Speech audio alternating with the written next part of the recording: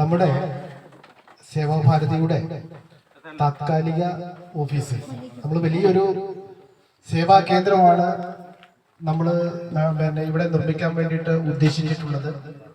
ആ സേവാ കേന്ദ്രത്തിന്റെ പ്രവർത്തനം ക്രോഡീകരിക്കുന്നതിന് വേണ്ടിയിട്ടും അതിന്റെ പ്രവർത്തനം ഇവിടെ നിർത്തിക്കൊണ്ട് നടത്തുന്നതിന് വേണ്ടിയിട്ട് നമ്മളൊരു താൽക്കാലികമായിട്ടുള്ള ഒരു ഓഫീസാണ് ഇപ്പോൾ ഇവിടെ നിർമ്മിച്ചിട്ടുള്ളത്. അതിന്റെ ഒരു ഉദ്ഘാടന കർമ്മമാണ് നമ്മളിവിടെ ആദ്യമായിട്ട് നിർവഹിക്കുന്നത്. അതിനുവേണ്ടി ദീപം പ്രജ്വലിപ്പിച്ചുകൊണ്ട് അതിന്റെ ഉദ്ഘാടന കർമ്മം നിർവഹിക്കുന്നതിന് വേണ്ടിയിട്ട് നമുക്ക് ഈ സ്ഥലം ദാനമായി നൽകിയിട്ടുള്ള നമ്മുടെ ഏറ്റവും പ്രിയപ്പെട്ട പ്രഭാകരൻ സാറിനെയും അതുപോലെ തന്നെ നമ്മുടെ ഗുരുനാഥനായിട്ടുള്ള പനമ്പറ്റ നാരായണേട്ടനെയും സേവാഭാരതിയുടെ ജില്ലാ ജനറൽ സെക്രട്ടറി ശ്രീ വിദ്യാധരേട്ടനെയും അതുപോലെ തന്നെ വിജയേട്ടൻ, ഭാസ്കരേട്ടൻ, വാസുവേട്ടൻ, എന്റെ ചുറ്റപ്പനായിട്ടുള്ള തങ്കപ്പൻ, ഇവരെല്ലാവരെയും നമ്മളെ ഇത് ദീപപ്രജ്വലനത്തിന്റെ സാന്നിധ്യത്തിലേക്ക് ക്ഷണിച്ചുകൊണ്ട് നിർത്തുന്നു.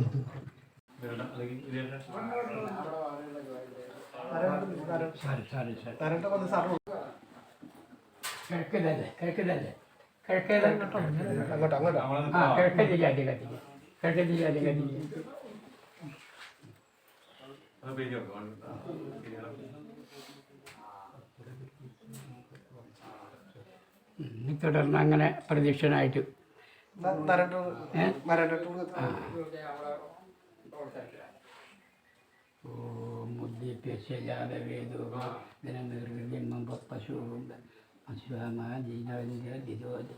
മനോഹികം ശ്രീജാതവേദോ ഗാമശ്വം പുരുഷാഗ്നി ആഗ്രഹി ശ്രീയാന പരിപാദയ അവാഹിതാഭ്യ സർവാഭ്യോ ദേവതാഭ്യോ നമ. ദീപം ദർശയാമി.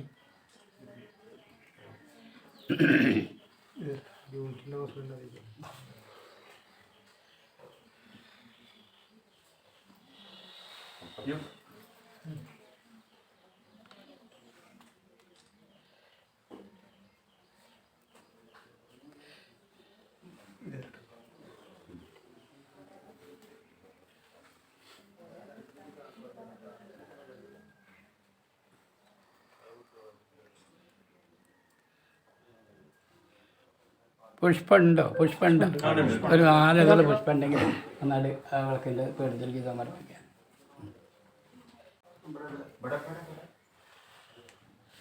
ചന്ദനത്തിരി ഉണ്ടോ?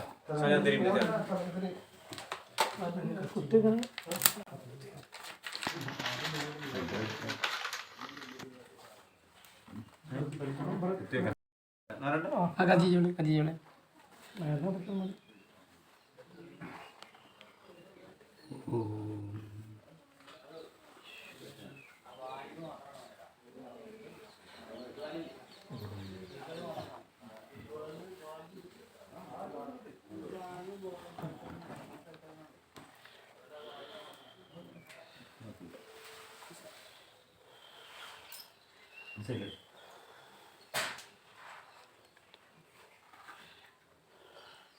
പോകരുത്.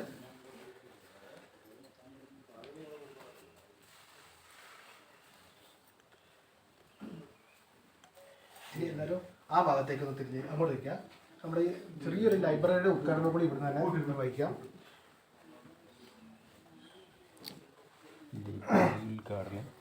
ഇനി അല്ലാതെ പിന്നെ പോയിട്ട് ഇങ്ങോട്ട് വരുന്നതിനാണ്. അപ്പോൾ നമ്മുടെ സേവാഭാരതിക്ക് ഒരു ചെറിയൊരു ലൈബ്രറിയുടെ തുടക്കം കുറിച്ചിരിക്കുന്നു. വലിയൊരു കേന്ദ്രം വരുമ്പോൾ അതിലേക്ക് മാറ്റാം എന്നുള്ള കാഴ്ചപ്പാടിലാണ് നമ്മൾ തുടക്കം കുറിച്ചിരിക്കുകയാണ്. അതിൻ്റെ ഉദ്ഘാടനം ഇതിൻ്റെ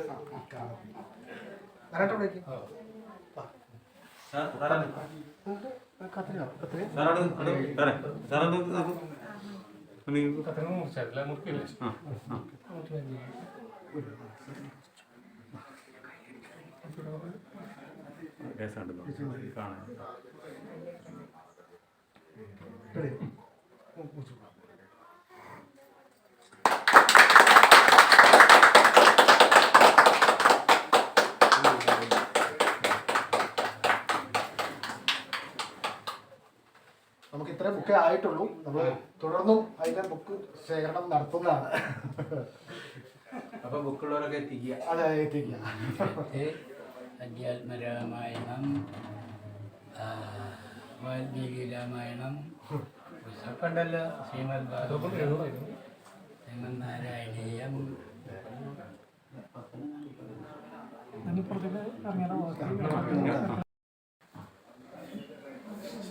എല്ലാവർക്കും നമസ്കാരം.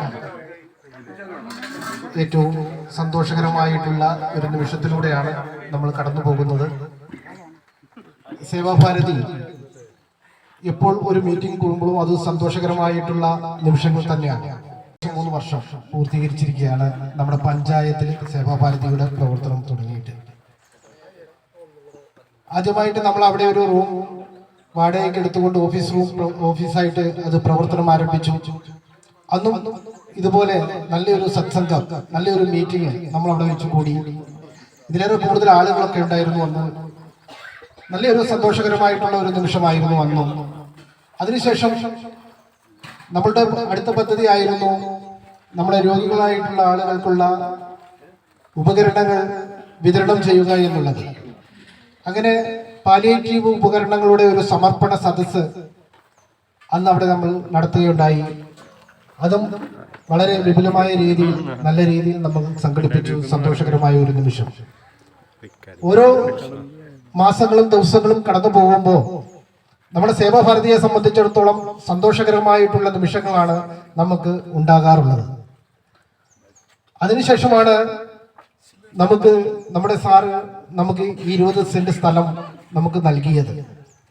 അത് നമ്മുടെ മൂത്തേടം സേവാഭാരതി യൂണിറ്റിനെ സംബന്ധിച്ചിടത്തോളം ഏറ്റവും പ്രധാനപ്പെട്ട ഒരു നാഴികക്കല്ലായി മാറിയിരുന്നു.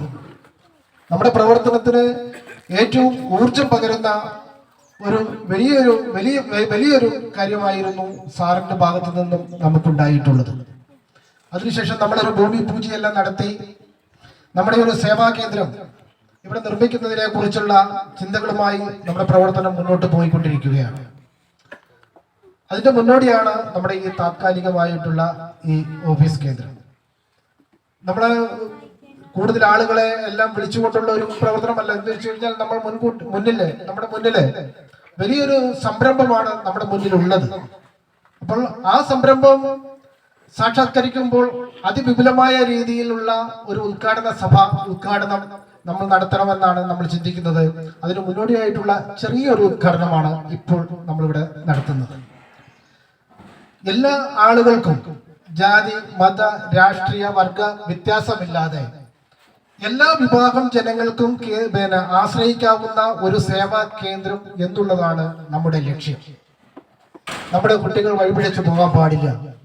അവർക്ക് കിട്ടേണ്ട സമയത്ത് കൊടുക്കേണ്ടതായിട്ടുള്ള കാര്യങ്ങൾ നമുക്ക് കൊടുക്കാൻ നമുക്ക് സാധിക്കണം. അതിനു വേണ്ടിയിട്ടുള്ള കൗൺസിലിംഗ് ക്ലാസ് നമുക്ക് വേണം. അതിനുള്ള ഒരു കേന്ദ്രമായിട്ട് നമ്മുടെ ഈ സേവാ കേന്ദ്രം മാറണം. കുട്ടികളുടെ മാനസികമായിട്ടുള്ള, ശാരീരികമായിട്ടുള്ള ബുദ്ധിമുട്ടുകളെ അകറ്റി നിർത്തുന്നതിന് വേണ്ടിയിട്ടുള്ള സാംസ്കാരിക കേന്ദ്രങ്ങളും ശാരീരിക ശേഷി വർദ്ധിപ്പിക്കുന്നതിന് വേണ്ടിയിട്ടുള്ള യോഗ സെന്ററുകളും ഇതൊക്കെ നമ്മുടെ സ്വപ്നങ്ങളാണ്.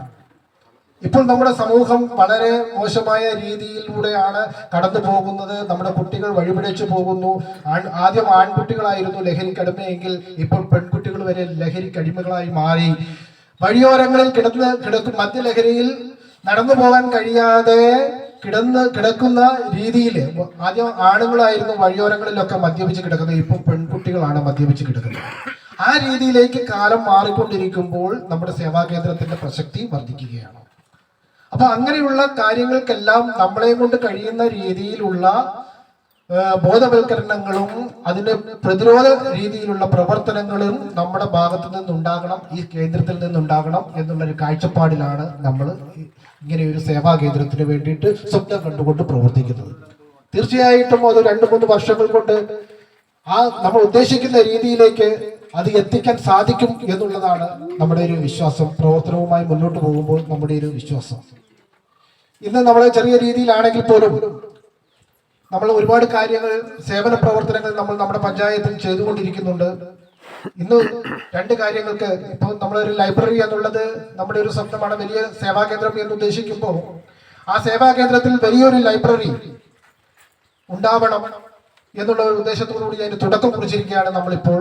ഇപ്പോൾ നമ്മുടെ പ്രദേശത്തുള്ള ആളുകളിൽ നിന്ന് കളക്ട് ചെയ്തിട്ടുള്ള കുറച്ച് ബുക്കുകൾ മാത്രമേ നമുക്ക് ഇവിടെ ഉള്ളൂ. കൂടുതൽ ആളുകൾ കുറെ ബുക്കുകൾ നമുക്ക് നൽകാം എന്ന് പറഞ്ഞിട്ടുണ്ട്. അതെല്ലാം നമുക്ക് ശേഖരിക്കപ്പെടണം. അതേപോലെ തന്നെ നമ്മുടെ പാലിയേറ്റീവ് ഉപകരണങ്ങൾ ജാതി മത രാഷ്ട്രീയ വ്യത്യാസമില്ലാതെ എല്ലാ ആളുകളിലും പാലിയേറ്റീവ് സെന്ററുമായിട്ട് യോജിച്ചുകൊണ്ട് നമ്മുടെ ഉപകരണങ്ങൾ എല്ലാ വീടുകളിലും നമ്മുടെ ഉപകരണങ്ങൾ എത്തിക്കൊണ്ടിരിക്കുകയാണ്. ഇനിയും ധാരാളമായിട്ട് നമുക്ക് വേണം. പാലിയേറ്റീവ് സെന്ററിൽ അവരുടെ കേന്ദ്രത്തിൽ സാധനമില്ലാതെ ഉപകരണങ്ങൾ ഇല്ലാതെ വരുമ്പോൾ സേവാഭാരതിയാണ് അവർ ആശ്രയിക്കുന്നത്. അത് നമ്മൾ കൊടുത്തുകൊണ്ടിരിക്കുന്നു. ഇനിയും അവർ ആവശ്യപ്പെടുന്ന അനുസരിച്ച് നമുക്ക് കൊടുക്കാൻ സാധനമില്ലാത്ത ഒരു സാഹചര്യമാണുള്ളത്. അപ്പോൾ കുറച്ച് ഉപകരണങ്ങൾ കൂടി നമുക്ക് വേണം. നമ്മുടെ ആളുകളെല്ലാം രോഗാവസ്ഥയിൽ കഴിഞ്ഞുകൊണ്ടിരിക്കുകയാണ്. എന്ന് വെച്ച് കഴിഞ്ഞാൽ ഇപ്പോൾ ഏറ്റവും കൂടുതൽ ആളുകൾ ഒരു പ്രായം കഴിഞ്ഞു കഴിഞ്ഞാൽ അസുഖത്തിന് അടിമകളായിട്ട് മാറുന്നു, രോഗബാധിതരായിട്ട് മാറുകയാണ്.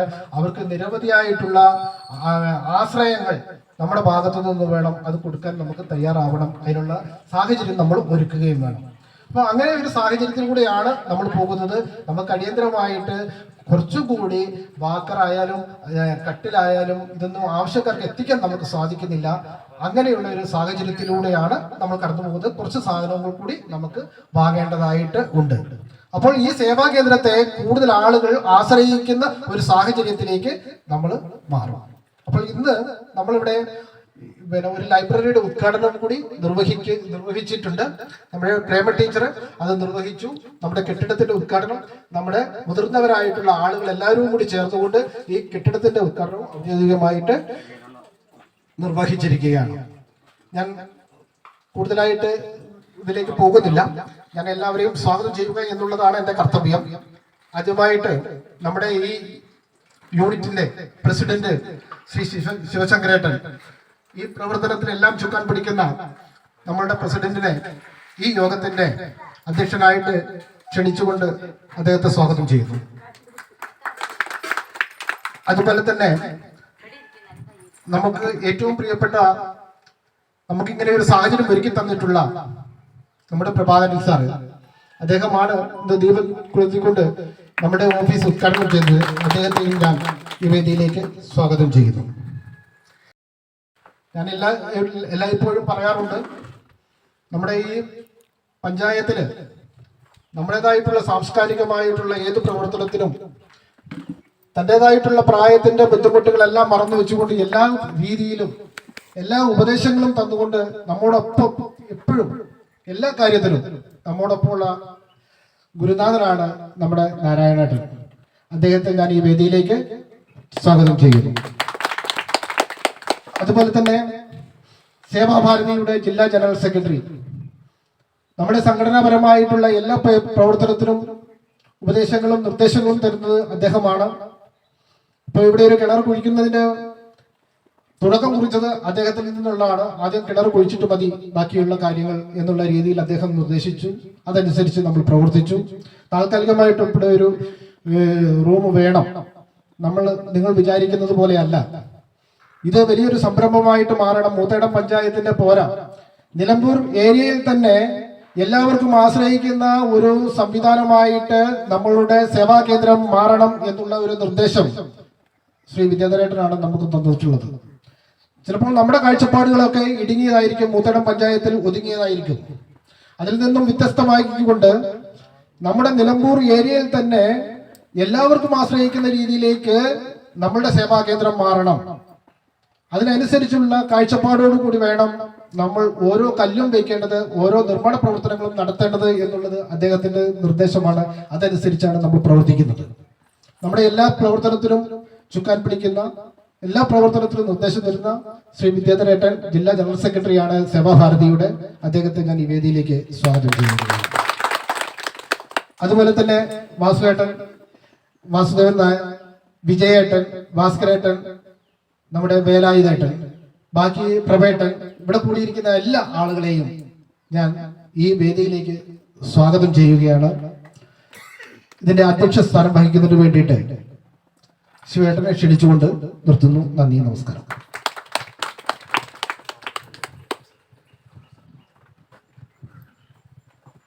സാറിനെ രണ്ടു വാക്ക് സംസാരിക്കുന്നതിന് വേണ്ടി ക്ഷണിക്കുന്നു. നമ്മുടെ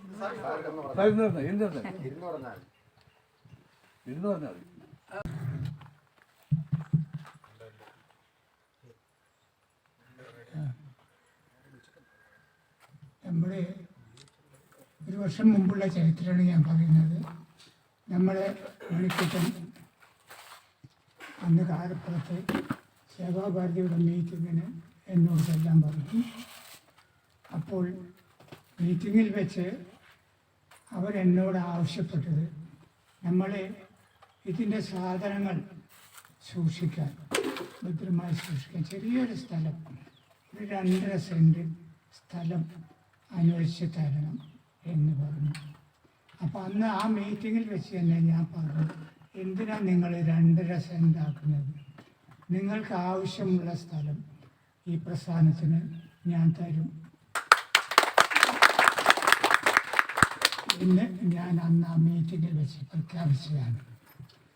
തുടർന്ന് അതിൻ്റെ എല്ലാ പ്രവർത്തനങ്ങളും ഇവിടുത്തെ ഈ തേക്ക് മരങ്ങളുണ്ടായിരുന്നു, ഇവിടെ തേക്ക് അതെല്ലാം മുറിച്ച് ഒഴിവാക്കി കൊടുത്ത് അതിൻ്റെ കുറ്റി അടക്കം ഒഴിവാക്കി നല്ല വൃത്തിയുള്ള ഭൂമിയാക്കി ഞാൻ കൈമാറി.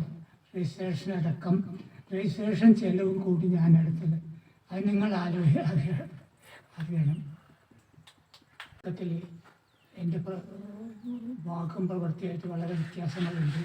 അതായത് അബദ്ധത്തിൽ ഒരു അപകടം, ഇന്നത്തെ ഇപ്പം മണിക്കൂട്ടം പറഞ്ഞ മാതിരി പുതിയ തലമുറ എന്നെ ഒരു അപകടത്തിൽ ചാടിക്കേണ്ടായിരുന്നു. എടക്കര കലാസാഗറിൻ്റെ അടുത്ത് വെച്ച് ഞാൻ സ്കൂട്ടർ ഓടിച്ച് പോകുമ്പോൾ എൻ്റെ മേലേക്ക് ഒരു വലിയ പിള്ളേർ ഓടിക്കുന്ന ബൈക്ക് കുത്തിക്കയറ്റി ഞാൻ അബോധാവസ്ഥയിൽ കിടക്കുകയായിരുന്നു. അന്ന് എനിക്ക് ഓർമ്മയില്ല. ഞാൻ 4ാമത്തെ ദിവസം ഞാൻ പെരിന്തൽമണ്ണ ഉറക്കം ഉണർന്നപ്പോൾ, പുലർച്ചയ്ക്ക് ഉറക്കം ഉണർന്നപ്പോൾ മുകളിലേക്ക് നോക്കുമ്പോൾ കരി പിടിച്ചൊരു ഫാൻ തിരിയുന്നു. അപ്പോൾ ഞാൻ ചോദിച്ചു, ഞാനിപ്പോൾ എവിടെയാണ്? കാരണം ഞാൻ ഉറങ്ങുന്നത് വിളിച്ചതായിരുന്നു. അപ്പോൾ പറഞ്ഞു മൗലാന ആശുപത്രിയിലാണ്. അപ്പോൾ നോക്കുമ്പോൾ ശരീര ആശുപത്രി. പിന്നെയും 3 ദിവസം കഴിഞ്ഞിട്ടാണ് ഞാൻ അവിടുന്ന് വിട്ടുപോയി. ആ ഡോക്ടർ അന്ന് തന്നെ പറഞ്ഞു, നിങ്ങൾ ഇവിടുന്ന് തൽക്കാലം രക്ഷപ്പെട്ടു, പക്ഷേ ഇത് നിങ്ങൾ ജീവിതകാലം മുഴുവൻ ഈ രോഗമല്ല, ഈ പരിക്ക് നിങ്ങൾക്കുണ്ടാവും കിട്ടുമെന്നുള്ളൂ. അതിൻ്റെ ആ ഡോക്ടറുടെ വാക്ക് പ്രകാരം ഉള്ള ആ പാതയിൽ കൂടിയാണ് ഇപ്പോൾ ഞാൻ നീങ്ങിക്കൊണ്ടിരിക്കുന്നത്. അതും ചുമന്നും കൊണ്ട് അതിപ്പോൾ ഇവർക്കൊക്കെ അറിയാം, മിക്കവർക്കും അറിയാം. അതുകൊണ്ടുണ്ടായിട്ടുള്ള മേലും ഇത് മറ്റ് ശാരീരിക പ്രവർത്തനങ്ങളൊന്നും എൻ്റെ ഭാഗത്തുനിന്നുണ്ടായില്ല. എങ്കിലും എൻ്റെ ഭാഗത്തുനിന്ന് ഉണ്ടാകുന്ന പരമാവധി പ്രവർത്തനങ്ങൾ ഉണ്ടാകും എന്ന് ഞാൻ വളരെ ഈ സമയത്ത് നിങ്ങളെ വാഗ്ദാനം ചെയ്യുന്നു.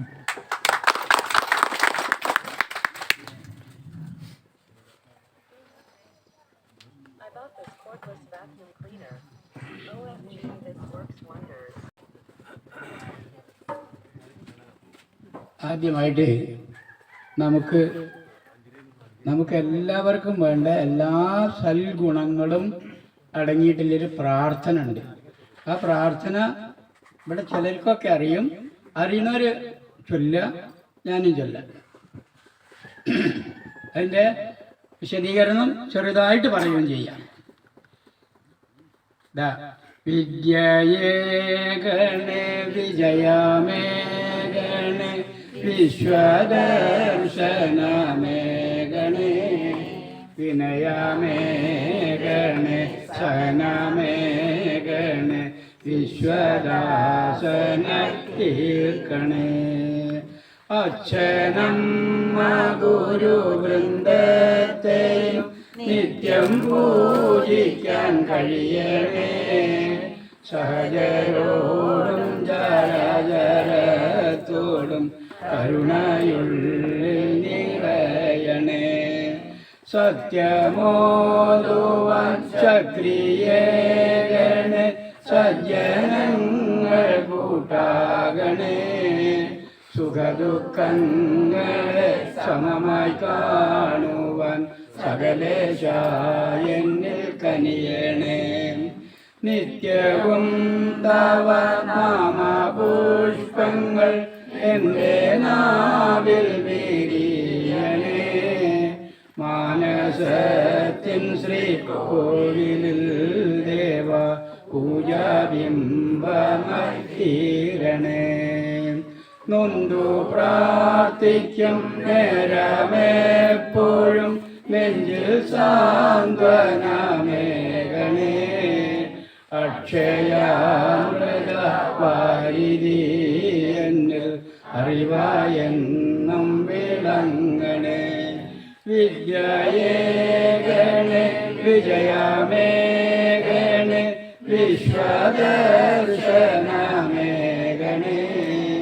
വിനയമേകണേ സഹനമേകണേ വിശ്വദാസനായി തീർക്കണേ വിശ്വദാസനായി തീർക്കണേ വിശ്വദാസനായി തീർക്കണേ.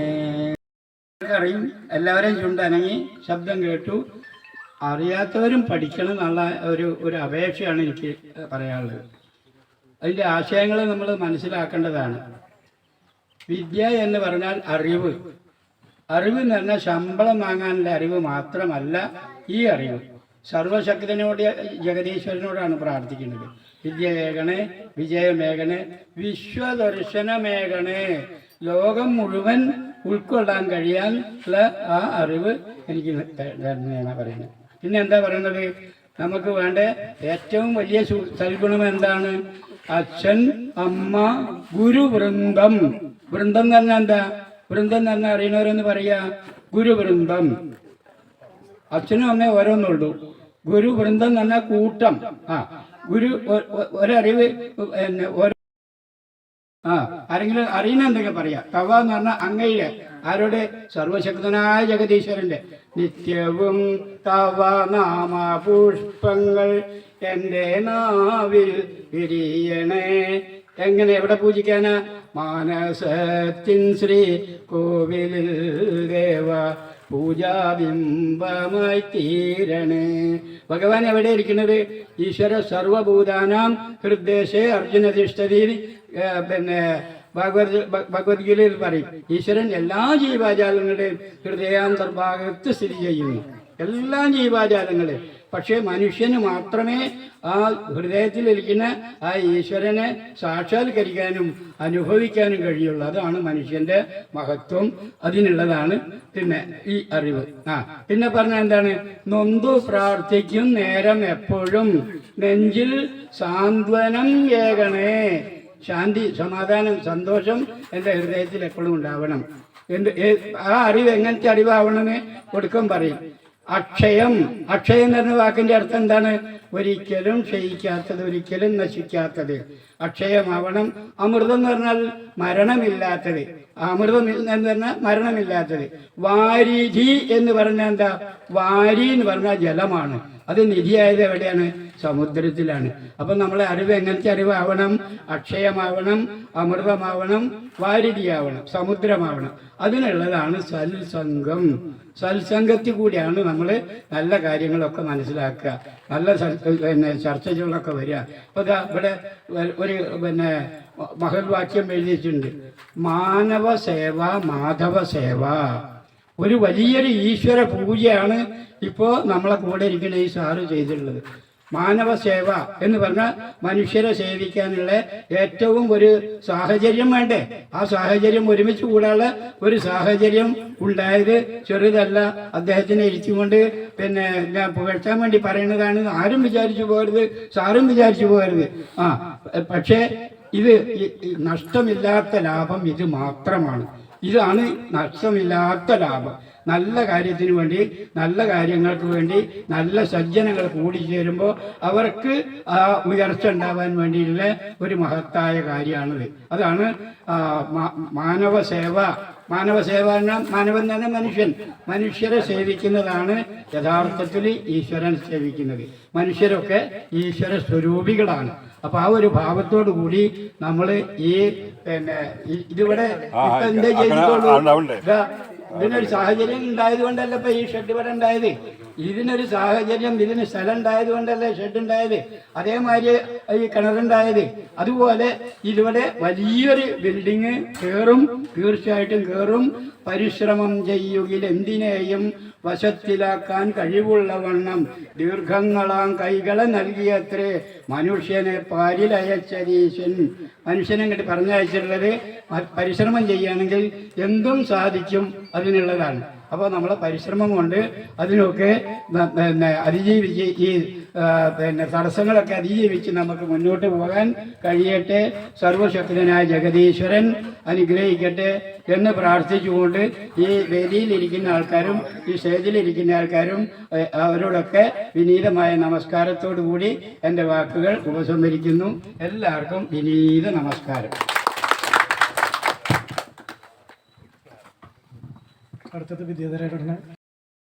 നമ്മുടെ ഇന്നത്തെ ഈ യോഗത്തിൻ്റെ അധ്യക്ഷൻ മുത്തേടം സേവാഭാരതിയുടെ പ്രസിഡന്റ് ശിവശങ്കരേട്ടൻ, അതുപോലെ തന്നെ നമുക്കിന്നിവിടെ ഒത്തുകൂടാൻ സാഹചര്യം ഒരുക്കിയ പ്രഭാകരൻ സാറ്, ടീച്ചർ, അതോടൊപ്പം തന്നെ നമ്മുടെയൊക്കെ പ്രിയപ്പെട്ട നാരായണേട്ടൻ, മറ്റ് വേദിയിലും സദസ്സിലും ഇരിക്കുന്ന എല്ലാ പ്രിയപ്പെട്ട സഹോദരി സഹോദരന്മാർക്കും കുട്ടികൾക്കും നമസ്കാരം. നമ്മൾ വളരെ സന്തോഷകരമാണ്. കാരണം കഴിഞ്ഞത് മുന്നേ നമ്മൾ താമസിച്ചിരുന്നത് ഫ്ലാറ്റിലാണെങ്കിലും സ്വന്തമായിട്ടൊരു കുടില് അല്ലെങ്കിൽ ഒരു കൂര കെട്ടി താമസിക്കുമ്പോൾ ഏത് ആളുകൾക്കാണെങ്കിലും വലിയ സന്തോഷമുണ്ടാകും. അതുപോലെ തന്നെ സംഘടനകളെ സംബന്ധിച്ചിടത്തോളം നമ്മുടെ സ്വന്തം എന്ന് പറയാൻ ആരുടെയും അനുവാദമില്ലാതെ എപ്പോഴും നല്ല പ്രവർത്തനങ്ങൾക്ക് നേതൃത്വം നൽകാൻ ഒരാസ്ഥാനം, അത് നമ്മുടെയൊക്കെ സ്വപ്നമാണ്. ആ ചെറിയ കാൽവെപ്പുകളിലൂടെ വലിയ ലക്ഷ്യത്തിലേക്ക് നടന്നെടുക്കുവാൻ നമുക്ക് സാധിക്കും. ഞാനായിട്ട് നമ്മുടെ സൂചിപ്പിച്ച പോലെ നമ്മളെ അതിനൊക്കെ പ്രാപ്തരാക്കിക്കൊണ്ടാണ് ജഗദീശ്വരൻ ഈ ഭൂമിയിലേക്ക് വിട്ടിട്ടുള്ളത്.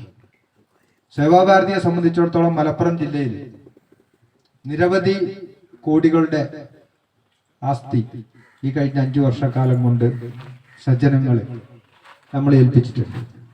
അതില് മൂത്തേടത്ത് ആദ്യമായിട്ട് സേവാഭാരതി സംഘടനാ സ്വരൂപം വന്നതിന് ശേഷം മലപ്പുറം ജില്ലയിൽ ആദ്യമായി ഓഫർ ചെയ്ത ഭൂമികൾ പലതുണ്ടായിരുന്നെങ്കിലും ആദ്യമായി ദേശീയ സേവാഭാരതി കേരളത്തിന്റെ പേരിൽ രജിസ്റ്റർ ചെയ്ത ഭൂമി നമ്മുടെ മൂത്തേടത്തുള്ള ഭൂമിയാണ്. അതുകൊണ്ട് തന്നെ അതൊരു വലിയ കാൽവെപ്പായിരുന്നു. നമ്മളെ സംബന്ധിച്ചിടത്തോളം. നമുക്ക് കീഴാറ്റൂര് ഒരു 43 സെന്റ് സ്ഥലം അതിന് മുൻപേ ഓഫർ ആയിരുന്നെങ്കിലും രജിസ്ട്രേഷൻ കഴിഞ്ഞതിന് ശേഷം ഈ കഴിഞ്ഞ ദിവസം അത് നമ്മൾ വലിയ പ്രഖ്യാപനങ്ങളിലേക്കും ആഘോഷങ്ങളിലേക്കും ഒന്നും പോകണ്ട എന്നുള്ളത് കൊണ്ടും ഇത് ആളുകള് സേവാഭാരതിയിലേക്ക് നിരന്തരം ധാരാളം ആളുകൾ തരാൻ തയ്യാറുള്ളത് കൊണ്ടും ഈ കഴിഞ്ഞ ദിവസം മലപ്പുറം ജില്ലയിൽ ഒരു സാത്വികനായ ഒരു മനുഷ്യൻ അല്ലെങ്കിൽ സേവാഭാരതിയെ സ്നേഹിക്കുന്ന ഒരാൾ കോടികൾ വിലമതിക്കുന്ന ഭൂമി രജിസ്റ്റർ ചെയ്തു. അപ്പൊ അദ്ദേഹത്തെ ഞങ്ങള് രജിസ്ട്രാറുടെ മുന്നിൽ ഇത് രജിസ്ട്രേഷൻ അടി ചെന്നപ്പോൾ രജിസ്ട്രാർ ചോദിച്ചു, നിങ്ങൾ ഇത് ശരിക്കും വായിച്ചു കേട്ടില്ലേ? കാരണം രജിസ്ട്രാർക്ക് എന്നെ സംബന്ധിച്ചിടത്തോളം ആ ഭൂമിയുടെ മൂല്യത്തെ കുറിച്ച് വ്യക്തമായ ധാരണയാണ്. അപ്പൊ അത് ചോദിച്ചപ്പോൾ അദ്ദേഹം പറഞ്ഞു, ഞാൻ നിരവധി കാലങ്ങൾ എയർഫോഴ്സിൽ ജോലി ചെയ്തു. അതിനുശേഷം കേരള സർക്കാരിലും സർവീസിലും ജോലി ചെയ്തു. ഭാര്യ ഹയർ സെക്കൻഡറി പ്രിൻസിപ്പാളായി റിട്ടയർ ചെയ്തു. ഞങ്ങൾ ധാരാളം സമ്പാദിച്ചു. ഈ കഴിഞ്ഞ കാലം അത്രയും 84 വയസ്സ് വരെ ഞാൻ സമ്പാദിച്ചു. ആകെ സമ്പാദിച്ചത് 62 സെന്റ് സ്ഥലമാണ്. അതില് 50 സെന്റ് ഭൂമിയും സേവാഭാരതിക്ക് അദ്ദേഹം തന്നു. നിങ്ങൾ ചിന്തിച്ചു നോക്കൂ. അദ്ദേഹം പറഞ്ഞു, ഞാൻ ഇത്രയും കാലം ജീവിച്ചത്, ഇത്രയും കാലം സമ്പാദിച്ചത് സന്തോഷത്തോടു കൂടി എനിക്ക് മരിച്ചു പോകാൻ, വളരെ സമാധാനത്തോടു കൂടി മരിച്ചു പോകാൻ, എന്തെങ്കിലും സത്കർമ്മങ്ങൾ ചെയ്ത് ഇവിടെ നിന്ന് യാത്രയാവണം എന്ന ആഗ്രഹത്തിലാണ് ഞാനിത് ചെയ്തത്. അതുകൊണ്ട് ഇത് ഉത്തമ ബോധ്യത്തിലാണ്. അദ്ദേഹം രജിസ്ട്രാർക്ക് മറുപടി കൊടുത്തത് ഇംഗ്ലീഷിലാണ്. അപ്പൊ രജിസ്ട്രാർക്ക് ബോധ്യം വന്നു. കാരണം എന്താ വെച്ചാല് നമ്മൾ എന്തെങ്കിലും മെല്ലെ കൊണ്ടുചെന്ന് രജിസ്റ്റർ ചെയ്യണോ എന്നൊക്കെ ഒരു സംശയത്തിലാണ് രജിസ്ട്രാർ ചോദിച്ചത്. പക്ഷേ അദ്ദേഹത്തിന്റെ കൃത്യമായ വാക്കുകൾ ഞാൻ അതിനുശേഷം സാറിനോട് ചോദിച്ചു, ഈ രജിസ്ട്രാറോട് പറഞ്ഞു, സാറിനും കൂടി ഉള്ളതാണ് പിന്നെ അദ്ദേഹം പറഞ്ഞത്. കാരണം നമ്മൾ സമ്പാദിച്ച കോടികളും കൊണ്ട് നമ്മൾ ആരും പോകുന്നില്ല.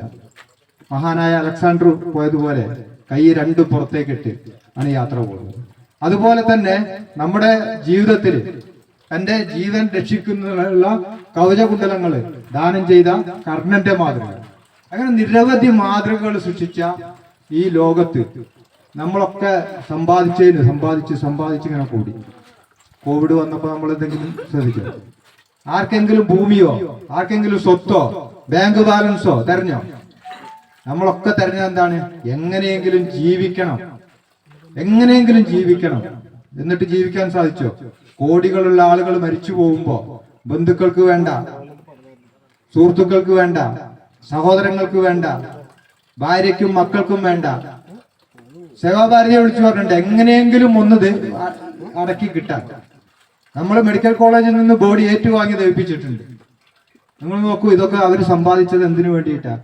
അപ്പൊ നമുക്ക് ആവശ്യമുള്ളത് സമ്പാദിക്കണം. ആവശ്യമുള്ളത് നമ്മുടെ കുടുംബത്തിനും സമൂഹത്തിനും വേണ്ടി നമ്മൾ ആവുന്ന കാലത്ത് സമ്പാദിച്ച് നമ്മുടെ അവസാന കാലഘട്ടത്തിലേക്ക്, അല്ലെങ്കിൽ നമുക്ക് ആവശ്യത്തിലധികമുള്ളത് നമ്മുടെ സമൂഹത്തിന് ദാനം പോവുകയാണ്.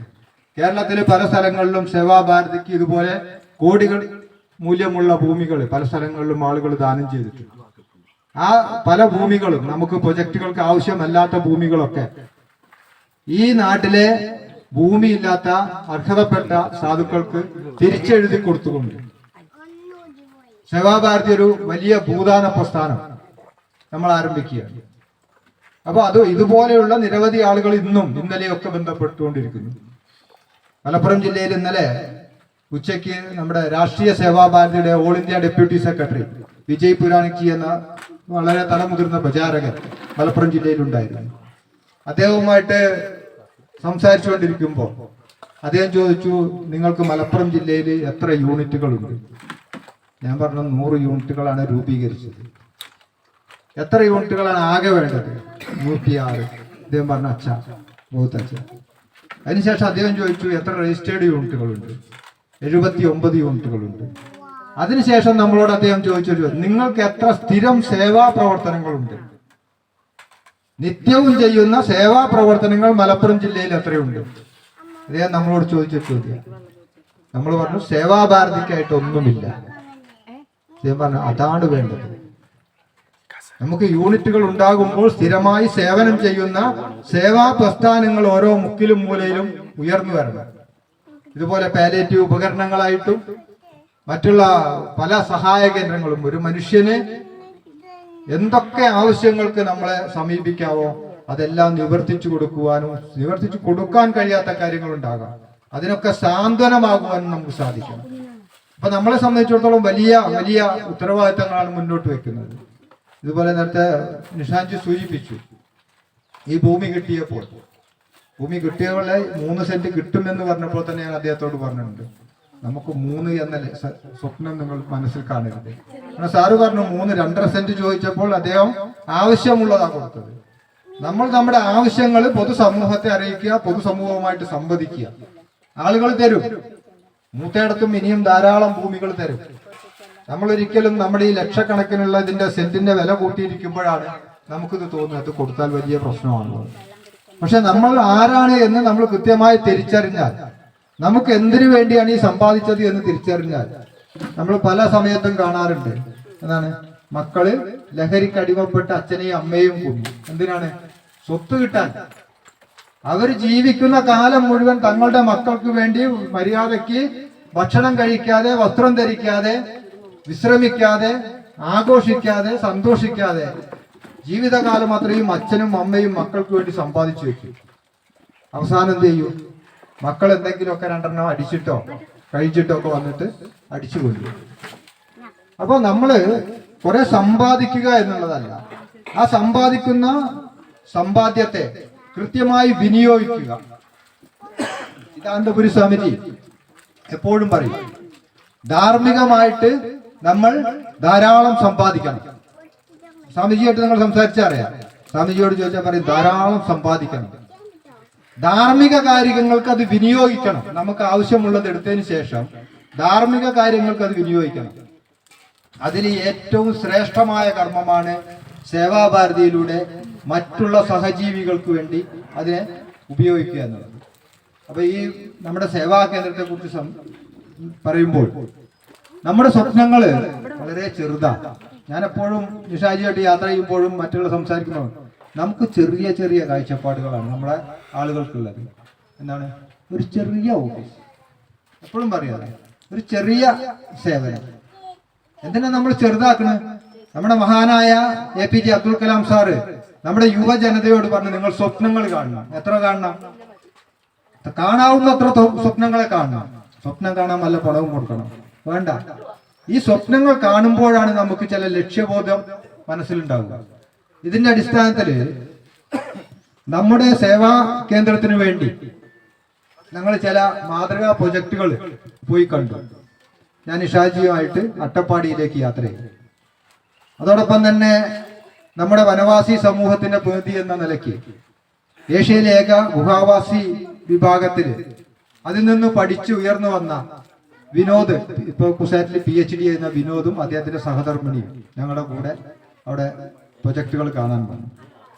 അട്ടപ്പാടിയിൽ നിരവധി സേവാഭാരതിയുടെ അനുബന്ധ സ്ഥാപനമായിട്ടുള്ള വിവേകാനന്ദ മെഡിക്കൽ മിഷന്റെ നേതൃത്വത്തിൽ നടപ്പാക്കുന്ന നിരവധി വിവേകാനന്ദ മെഡിക്കൽ മിഷൻ ഹോസ്പിറ്റലാണ്.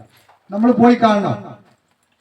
ഒരു പക്ഷേ ഇവിടുത്തെ മൗലാന ഹോസ്പിറ്റലോ അല്ലെങ്കിൽ ബേബി മെമ്മോറിയലോ അല്ലെങ്കിൽ മറ്റു വലിയ പ്രൈവറ്റ് ഹോസ്പിറ്റലുകളുടെ കെട്ടിടങ്ങളെ കൊണ്ടോ സൗകര്യങ്ങളെ കൊണ്ടുള്ള വൈഭവമല്ല. അവിടെ നൽകുന്ന സേവനത്തിന്റെ വലിപ്പം കൊണ്ട് നമ്മൾ അതിനെ മനസ്സിലാക്കണം. നിരവധി വർഷങ്ങൾക്ക് മുൻപ് MBBS കഴിഞ്ഞ നാരായൺ ഡോക്ടർ നമ്മുടെ സേവാഭാരതി സംസ്ഥാന ഉപാധ്യക്ഷനാണ്. നമ്മൾ അങ്ങനെയുള്ള ചിലരും നമ്മുടെ ഈ ഇടയിൽ നമ്മുടെയൊക്കെ ഇടയിൽ ജീവിക്കുന്നുണ്ടെന്ന് മനസ്സിലാക്കണം. MBBS കഴിഞ്ഞതിന് ശേഷം പരമേശ്വർജിയിൽ നിന്ന് പ്രചോദനം ഉൾക്കൊണ്ടുകൊണ്ട് കുറെ കാലം പ്രചാരകായി, സംഘത്തിന്റെ പ്രചാരകായി സേവനം അനുഷ്ഠിച്ചു. അതിനുശേഷം തിരിച്ച് പോയതിനു ശേഷം അദ്ദേഹം സംഘത്തിന്റെ മുതിർന്ന പ്രചാരകന്മാരുടെ നിർദ്ദേശാനുസരണം അദ്ദേഹത്തിന്റെ പഠിച്ച കാര്യങ്ങൾ സമാജത്തിന് എന്തെങ്കിലും ഗുണകരമായി വിനിയോഗിക്കണമെന്ന് ആഗ്രഹം പ്രകടിപ്പിച്ചപ്പോൾ അന്നത്തെ കാലത്ത് MBBS ഒക്കെ കഴിഞ്ഞ് പീഡിയാട്രിഷ്യനായിട്ട് MDയും കഴിഞ്ഞ് എവിടെയെങ്കിലും ജോലി ചെയ്താൽ കോടികൾ സമ്പാദിക്കാം. അതിനു പകരം അദ്ദേഹം ആഗ്രഹം പ്രകടിപ്പിച്ചത് ഏതെങ്കിലും സാധുജനങ്ങൾക്ക്, പ്രത്യേകിച്ച് വനവാസി വിഭാഗങ്ങൾക്ക് വേണ്ടി പ്രവർത്തിക്കണമെന്ന് ആഗ്രഹം പ്രകടിപ്പിച്ചപ്പോൾ പരമേശ്വർജിയൊക്കെ പറഞ്ഞു, നിങ്ങൾ അട്ടപ്പാടിയിലേക്ക് പോയിക്കോളൂ. നമ്മൾ പണ്ടൊക്കെ പറയും അല്ലേ, നീ ഏത് അട്ടപ്പാടിക്കാരനാണ്. എന്താണ് അട്ടപ്പാടി? അത്രയും കേരളത്തിലെ പിന്നോക്കമായിട്ടുള്ള ഒരു ട്രൈബൽ ഏരിയയാണ് അട്ടപ്പാടി. ആ അട്ടപ്പാടിയിലേക്ക് അദ്ദേഹം ചെറിയ ഒരു ബാഗുമായി യാത്ര ചെയ്ത് അവിടെ ചെറിയൊരു ഇതുപോലെ ഇത്രയും വലിപ്പമില്ലാത്ത ചെറിയൊരു ക്ലിനിക്ക് ആരംഭിച്ചു. അവിടുത്തെ വനവാസികൾക്ക് ₹1 കൺസൾട്ടിംഗ് ഫീസ് അന്നത്തെ കാലത്ത്. അത് ഇന്ന് 10 രൂപയിലെത്തിയിരിക്കുന്നു. ഒരു വനവാസിക്ക് ₹10 കൺസൾട്ടിംഗ് ഫീസ്. ആ 10 രൂപയ്ക്ക് കൊടുക്കുന്ന ഫെസിലിറ്റീസ് നിങ്ങൾ കേട്ടാൽ അവിടുത്തെ ആദിവാസി സമൂഹത്തിന് ആ വിവേകാനന്ദ മെഡിക്കൽ മിഷൻ ഹോസ്പിറ്റൽ കൊടുക്കുന്നത്, ഇന്ന് 11 ഡോക്ടർമാരുണ്ട് അവിടെ. 10 രൂപ കൊടുത്തു കഴിഞ്ഞാൽ പ്രസവ ശസ്ത്രക്രിയ, ഓർത്തോ ശസ്ത്രക്രിയ, ദന്തല്, അങ്ങനെ ഒരു മനുഷ്യന്റെ പ്രധാനപ്പെട്ട എല്ലാ ചികിത്സയ്ക്കും 60 ബെഡുകളുള്ള ഹോസ്പിറ്റലിൽ അവിടെ അഡ്മിറ്റ് ആയാൽ 2 നേരം ഭക്ഷണം, ഇതൊക്കെ സഹിതം അവർ കൊടുക്കുന്നത് 10 രൂപയാണ്. ഇത് കൊടുക്കുന്നത് എങ്ങനെയാ? നാരായൺ സാറ് വീട്ടിൽ നിന്ന് കൊടുക്കുന്നതല്ല. ഇതുപോലെ സജ്ജനങ്ങൾ കൈയഴിഞ്ഞു കൊടുത്ത പണം കൊണ്ട് ഉപയോഗിച്ച് ഇത്രയും വലിയ ഒരു സേവനം നൽകുന്നു. അതോടൊപ്പം തന്നെ ഞങ്ങള് അഗളിയില് ഷോളയൂര് വനവാസികൾക്ക് വേണ്ടി ഒരു കാലത്ത് മൊട്ടക്കുന്ന് നല്ല സമൃദ്ധമായ വനങ്ങളായിരുന്ന അട്ടപ്പാടിയെ മൊട്ടക്കുന്നുകളാക്കി കഞ്ചാവ് കൃഷിക്കാരനും ഇവിടുത്തെ വന കൊള്ളക്കാരുമൊക്കെ അതിനെ ചൂടും നശിപ്പിച്ച് വലിയ വറുതിയിലേക്കും കെടുതിയിലേക്കും പോയപ്പോൾ നമുക്കൊക്കെ പല ആൾക്കാർക്കും അറിയാം, നമ്മുടെ പ്രിയപ്പെട്ട സ്വർഗീയ കവിയത്രി സുഗതകുമാരി ടീച്ചറുടെ നേതൃത്വത്തിൽ അവിടെ ഒരു കുന്നിനെ വനമാക്കി മാറ്റി അതിൽ നീരുറവുകൾ പുറപ്പെടുപ്പിച്ച ആ ചരിത്രമൊക്കെ നമ്മുടെ മുന്നിലുണ്ട്. അതിനെക്കുറിച്ച് നമ്മൾ പഠിക്കണം. ഈ ഷോളയൂർ സമുദ്രമായി നമ്മുടെ നിലമ്പൂരിൽ നിന്നും പോത്തുകല്ലിൽ നിന്നും ഒക്കെ അവിടെ കൃഷിക്കാരുണ്ടായിരുന്നു. വാഴ കൃഷിക്കും മറ്റു കൃഷിക്കും പച്ചക്കറി കൃഷിക്കും ഒക്കെ പോയിരുന്നു. ഇന്ന് ആ കുന്നുകളിൽ വെറും കല്ലുകളും മൊട്ടക്കുന്നുകളുമാണ്. അവിടെ ഒരു 5 മണി കഴിഞ്ഞാൽ ആന ഇറങ്ങും. വൈകുന്നേരം ഒരു 5 മണി കഴിഞ്ഞാൽ മുഴുവൻ ഈ ഷോളയൂരിന്റെ മുഴുവൻ മേഖലകളിലും ആന ഇറങ്ങും. അതുപോലെ പന്നി ബാക്കിയുള്ളത് പറയാനില്ല. നമ്മുടെ ഇവിടുത്തെ പോലെ സമുദ്രമായിട്ട് അതും. അവർക്ക് ഉപജീവനം മുട്ടിയപ്പോൾ സേവാഭാരതിയുടെ നേതൃത്വത്തിൽ വന്യമൃഗങ്ങള് നശിപ്പിക്കാത്ത ഔഷധ കൃഷി ആരംഭിച്ചു. ആയുർവേദ ഔഷധങ്ങള് അതിന്റെ തൈകൾ ഉൽപ്പാദിപ്പിച്ച് സേവാഭാരതിയിലൂടെ അത് കൃഷിക്കാർക്ക് കൊടുത്ത് അതിനെ തിരിച്ച് എടുത്ത് അതിനെ മാർക്കറ്റ് ചെയ്ത് കൊടുക്കുന്നു. അവർക്ക് വരുമാന മാർഗം ഉണ്ടാക്കുന്നു. അതുപോലെ തന്നെ ഞങ്ങൾ സ്കിൽ ഡെവലപ്മെന്റ് സെന്റർ സന്ദർശിച്ചു. അവിടുത്തെ വനിതകൾക്ക് വേണ്ടിയിട്ട് അവരെ സ്വയം പര്യാപ്തമാക്കുന്നതിന് വേണ്ടിയിട്ട് തൊഴിൽ പരിശീലനങ്ങൾ. നമ്മൾ തൊഴിൽ പരിശീലനം എന്ന് പറഞ്ഞാൽ ആദ്യം തയ്യലാണ് അല്ലേ. നമ്മൾ വനിതകൾക്ക് ആകെ നമ്മൾ സങ്കല്പിക്കുന്നതാണ് തയ്യൽ. കാരണം അവിടെയാണ് ഇന്ന് നമ്മൾ. പക്ഷെ അവിടെ സോഫ്റ്റ്വെയർ ഡെവലപ്മെന്റ്, അക്കൗണ്ടിങ്, കമ്പ്യൂട്ടർ അധിഷ്ഠിത കോഴ്സുകൾ യോഗ്യതയുള്ള ആളുകൾക്ക്, മറ്റുള്ള ആളുകൾക്ക് ഇതുപോലെ തയ്യലും മറ്റു ചില പരമ്പരാഗത തൊഴിൽ മേഖലകളിലും കണ്ടെത്തി കൊടുക്കുന്നു. അത് കണ്ടെത്തുക മാത്രമല്ല, ഗ്രോ ബാഗ്, തുണിസഞ്ചികൾ ഇതൊക്കെ അടിച്ച് മാർക്കറ്റ് ചെയ്യുന്നു സേവാഭാരതി. വിവേകാനന്ദ മെഡിക്കൽ മിഷന്റെ നേതൃത്വത്തിൽ മാർക്കറ്റ് ചെയ്തു. മറ്റൊരു സ്ഥലത്ത് ഞങ്ങൾ ഒരു സ്കൂളിൽ പോയി, ഹയർ സെക്കൻഡറി വരെയുള്ള മല്ലീശ്വര വിദ്യാനികേതനിൽ പോയി. അവിടെ ചെന്നപ്പോൾ അവിടുത്തെ വനവാസി വിദ്യാർത്ഥികളെ താമസിപ്പിച്ച് പഠിപ്പിക്കുന്ന സ്പോർട്സ് ഹോസ്റ്റലടക്കം ഭക്ഷണമടക്കമുള്ള മുഴുവൻ സൗകര്യങ്ങളും ആ പ്രൈവറ്റ് സ്ഥാപനത്തിൽ ഫ്രീ ആയിട്ട് കൊടുക്കുന്നു. അപ്പോൾ നമ്മൾ എങ്ങനെയാണ് ഇവരെ മുന്നോട്ട് കൊണ്ടുവരുന്നത്? നേരത്തെ നിഷാജി ആണുങ്ങളാണ് കിടക്കുന്നതാണ്, ഇപ്പോ വനിതകളും കിടക്കുന്നത് സുലഭമാണ് അല്ലെ? തുല്യതയ്ക്ക് വേണ്ടിയിട്ടല്ലേ? തുല്യത വേണ്ടേ? നമ്മളിവിടെ സമത്വം വേണ്ടേ? സ്ത്രീ സമത്വത്തിന് വേണ്ടി വലിയ ആശയങ്ങൾ വഹിക്കുമ്പോൾ പുരുഷന്മാർക്ക് കിടക്കുന്ന സ്ഥലങ്ങളിൽ സ്ത്രീകളും കിടക്കട്ടെ, വേണം അല്ലേ? അങ്ങനെയാണല്ലോ ഇപ്പൊ വെപ്പ്. മുഖതുല്യമായ ലൈംഗിക അരാജകത്വവും ഇതുപോലെ വലിയ പ്രത്യാഘാതങ്ങൾ ഉണ്ടാക്കുന്ന ഇത്തരം ലഹരിയുടെ ദുരുപയോഗവും നമ്മുടെ സമൂഹത്തിൽ തുല്യതയ്ക്ക് വേണ്ടി വാദിക്കുന്നവര് നമ്മുടെ യുവാക്കളിലും യുവതികളിലും കുത്തിവെച്ച് ഒരു തലമുറയെ മുഴുവൻ നശിപ്പിക്കുമ്പോൾ നമ്മൾ തുല്യത എങ്ങനെയാ കൊടുക്കുന്നത്? ഏറ്റവും പിന്നോക്കം നിൽക്കുന്ന വനവാസി വിഭാഗത്തെ ഏറ്റവും ഉന്നതിയിലെത്തിച്ച് സമൂഹത്തിന്റെ മുഖ്യധാരയിലെത്തിച്ച് നമ്മുടെ പ്രസ്ഥാനങ്ങള് അവരെ ദേശീയ പ്രസ്ഥാനങ്ങൾ ഉയർത്തിക്കൊണ്ടുവന്ന് ഭാരതത്തിന്റെ രാഷ്ട്രപതി സ്ഥാനത്തൊക്കെയാണ് വെച്ചത് അല്ലെ? നമ്മൾ എങ്ങനെയാണ് തുല്യത സൃഷ്ടിക്കുന്നത് എന്ന് നമ്മൾ സ്വയം നമുക്ക് മനസ്സിലാവണം. അപ്പോഴേ നമ്മുടെ ആശയത്തെക്കുറിച്ച്, നമ്മൾ പ്രവർത്തിക്കുന്ന പ്രസ്ഥാനത്തിന്റെ മഹത്വത്തെക്കുറിച്ച്, നമ്മുടെ ഇന്നത്തെ കർമ്മമണ്ഡലത്തിൽ നമ്മൾ പ്രവർത്തിക്കേണ്ട ആവശ്യകതയെക്കുറിച്ച് നമ്മൾ ബോധവാന്മാരാകും. നമ്മൾ ഏറ്റവും ഗോത്ര വിഭാഗത്തിൽ നിന്ന് പടിപടിയായി ഉയർത്തി ഭാരതത്തിന്റെ പരമോന്നത സർവ്വസൈന്യാധിപയായിട്ട് ദ്രൗപദി മുർമുവിനെ പ്രതിഷ്ഠിച്ചപ്പോൾ തുല്യതയ്ക്ക് വേണ്ടി വാദിക്കുന്നവര്, സമത്വത്തിന് വേണ്ടി വാദിക്കുന്നവര് എന്തു വെച്ചു? ഏറ്റവും അരിച്ചാലിൽ കിടക്കുന്ന സ്ത്രീകളെ സൃഷ്ടിച്ചു. പരസ്യമായിട്ട് ലൈംഗിക അരാജകത്വങ്ങൾ പ്രോത്സാഹിപ്പിക്കുന്ന നിലപാടിലേക്ക് വന്നു. ഇതിന്റെ പരിണിത ഫലമായിട്ട് സ്വന്തം സഹപാഠിയെ കൂട്ടവിചാരണ നടത്തി നമ്മളൊക്കെ വളരെ പ്രത്യാശയോടുകൂടി പ്രതീക്ഷയോടുകൂടി ഉന്നത വിദ്യാഭ്യാസ പഠനങ്ങൾക്ക് വേണ്ടി പല ഹോസ്റ്റലുകളിലും പ്രവേശിപ്പിക്കുന്ന കുട്ടികളൊക്കെ ഒരു 2.5 അല്ലെങ്കിൽ 4.5 മീറ്റർ കോടിയിൽ പൊതിഞ്ഞ് ഒരു ആംബുലൻസിൽ നമ്മുടെ വീട്ടിലേക്ക് വരുന്നു. അപ്പൊ ഏത് വേണമെന്ന് ചിന്തിക്കേണ്ടതും അതിനെ എങ്ങനെ വേണമെന്ന് ഡിസൈൻ ചെയ്യേണ്ടതും നമ്മളാണ്. അപ്പൊ അതിനുവേണ്ടി സേവാഭാരതിയുടെ പ്രവർത്തനങ്ങളിൽ നമ്മൾ എന്ത് ചെയ്യണം? കൂടുതൽ സമയം കൊടുക്കാൻ തയ്യാറാകണം. ഇതിനുവേണ്ടി സമയത്തെ നമ്മൾ ക്രമപ്പെടുത്തണം.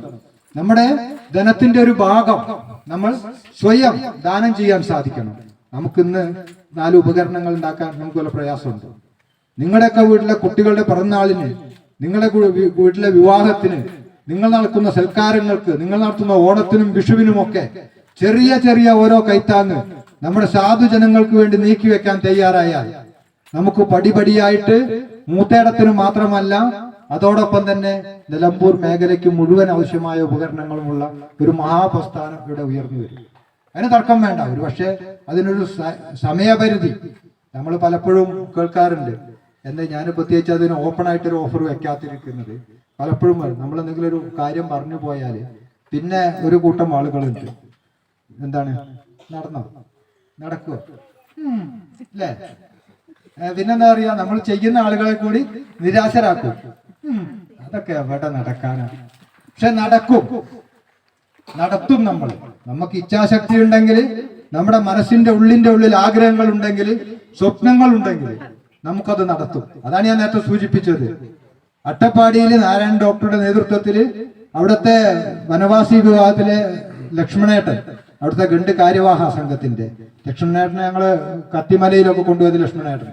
അപ്പൊ ലക്ഷ്മണേട്ടനെ പോലുള്ള ആളുകള് നിരന്തരമായി നാരായൺജിയോടൊപ്പം കൂടി യാത്ര ചെയ്ത് അവരുടെ മുഴുവൻ സമയവും അവരുടെ ഊർജം ഞങ്ങളുടെ സമുദായത്തിന്, ഞങ്ങളുടെ സമാജത്തിന് വേണ്ടി സമർപ്പിച്ചപ്പോ ഇന്നും 10 രൂപയ്ക്ക് നിങ്ങൾക്ക് അത്ഭുതം അല്ലെ. ഇത് തിരിച്ച് അവിടെ മാത്രമല്ല, നിങ്ങൾ വയനാട്ടിൽ മുട്ടിൽ പോയി നോക്കൂ. ബോംബെയിൽ നിന്നൊരു ഡോക്ടർ വന്ന് അവിടെ പത്മശ്രീ വാങ്ങി കഴിഞ്ഞ പ്രാവശ്യം, നിങ്ങൾ കേട്ടിട്ടുണ്ടാവും. മുട്ടിൽ വിവേകാനന്ദ മെഡിക്കൽ മിഷനിൽ ഇതിന് സമാനമായിട്ട് വയനാട്ടിലെ വനവാസി വിഭാഗങ്ങൾക്കിടയിൽ വലിയ പ്രവർത്തനങ്ങൾ നടക്കുന്നു. വർഗീയത തുലയട്ടെ എന്ന് പറഞ്ഞ് ചുമരെഴുതിയ അഭിമന്യുവിന്റെ വട്ടവടയിൽ സേവാഭാരതി ചുമരെടുത്ത് നടത്തിയല്ലേ ഇത്. അവിടെയും ഹോസ്പിറ്റലാണ് എടുത്തത്. ആ സാധുവിന്റെ വട്ടവടയിൽ, ഇടുക്കിയിലെ വട്ടവടയിലും വിവേകാനന്ദ മെഡിക്കൽ മിഷൻ നിരവധി സേവാ പ്രവർത്തനങ്ങൾ സേവാഭാരതിയുടെ നേതൃത്വത്തിൽ നടത്തിക്കൊണ്ടിരിക്കുന്നു. കേരളത്തിൽ അനേകം അഗസ്ത്യാർകൂടം മലനിരകളിൽ സുഗതം എന്ന പേരിൽ മൊബൈൽ മെഡിക്കൽ യൂണിറ്റുകൾ തിരുവനന്തപുരത്ത് പ്രവർത്തിക്കുന്നു. അപ്പോൾ നമുക്ക് സാധ്യമല്ലാത്തതായിട്ടൊന്നുമില്ല. അതുകൊണ്ട് തന്നെ നമ്മൾ ഈ സ്ഥലത്ത്, ഈ മണ്ണിൽ നിന്നുകൊണ്ട് സേവാഭാരതിയുടെ ജില്ലാ കാര്യകർത്താവ് എന്ന നിലയിൽ നിങ്ങളോട് നമ്മുടെ സ്വപ്നവും സഫലമാകും. നമ്മൾ അതിനുള്ള വലിയ പ്രൊജക്ടുകൾ തയ്യാറാക്കിയിട്ടുണ്ട്. അത് കോടികൾ വിലമതിക്കുന്ന, അല്ലെങ്കിൽ കോടികൾ ഫണ്ട് വരുന്ന ഒരു പ്രൊജക്ട് തന്നെ നമ്മൾ തയ്യാറാക്കിയിട്ടുണ്ട്. അത് വലിയ കെട്ടിടത്തിന്റെ വലിയ സൗന്ദര്യം കൊണ്ടോ അല്ലെങ്കിൽ അതിന്റെ വ്യാപ്തി കൊണ്ടോ അല്ല, മറിച്ച് അതിന്റെ പ്രവർത്തനത്തിന്റെ വ്യാപ്തി എന്ന് പറയുന്നത് നിരവധി നിരാരംഭരായിട്ടുള്ള ആളുകൾക്ക് ഗുണം തരുന്ന രീതിയിൽ, അല്ലെങ്കിൽ നമ്മളെല്ലാവരും പാർശ്വവൽക്കരിക്കപ്പെട്ട നിലമ്പൂരിലെ വനവാസി വിഭാഗത്തിന് താങ്ങും തണലുമാകുന്ന നിലയിൽ ഈ കേന്ദ്രത്തിൽ നിന്ന് നിലമ്പൂരിനെ നമുക്ക് അഡ്രസ് ചെയ്യാൻ സാധിക്കും. ഈ ഇന്നലെയും സംസ്ഥാന സംഘടനാ സെക്രട്ടറിയുമായിട്ട് ഞാൻ ആ പ്രൊജക്ടിന്റെ കാര്യം മലപ്പുറത്ത് വെച്ച് ചർച്ച ചെയ്തു. അത് നടക്കുന്നുണ്ട്. അതിന് നമ്മുടെ അട്ടപ്പാടിയിലെ നാരായണൻ ഡോക്ടറും നമ്മുടെ സംസ്ഥാന ജനറൽ സെക്രട്ടറി ആരാധ്യനായിട്ടുള്ള ഒന്നിച്ചിരുന്ന് ചർച്ചകൾ നടത്തിയിരുന്നു. നമ്മുടെ പ്രൊജക്ടിനെ മലപ്പുറം ജില്ലയിലെ സേവാഭാരതിയുടെ പ്രഥമ പ്രൊജക്ട് മൂത്തേടത്ത് സാക്ഷാത്കരിക്കും. അതിൽ തർക്കമൊന്നുമില്ല. അത് ഒരു പക്ഷേ 1 വർഷമോ 2 വർഷമോ ഒക്കെ നീളുമായിരിക്കും. ഘട്ടം ഘട്ടമായിട്ട് അതിനെ ഡെവലപ്പ് ചെയ്യും.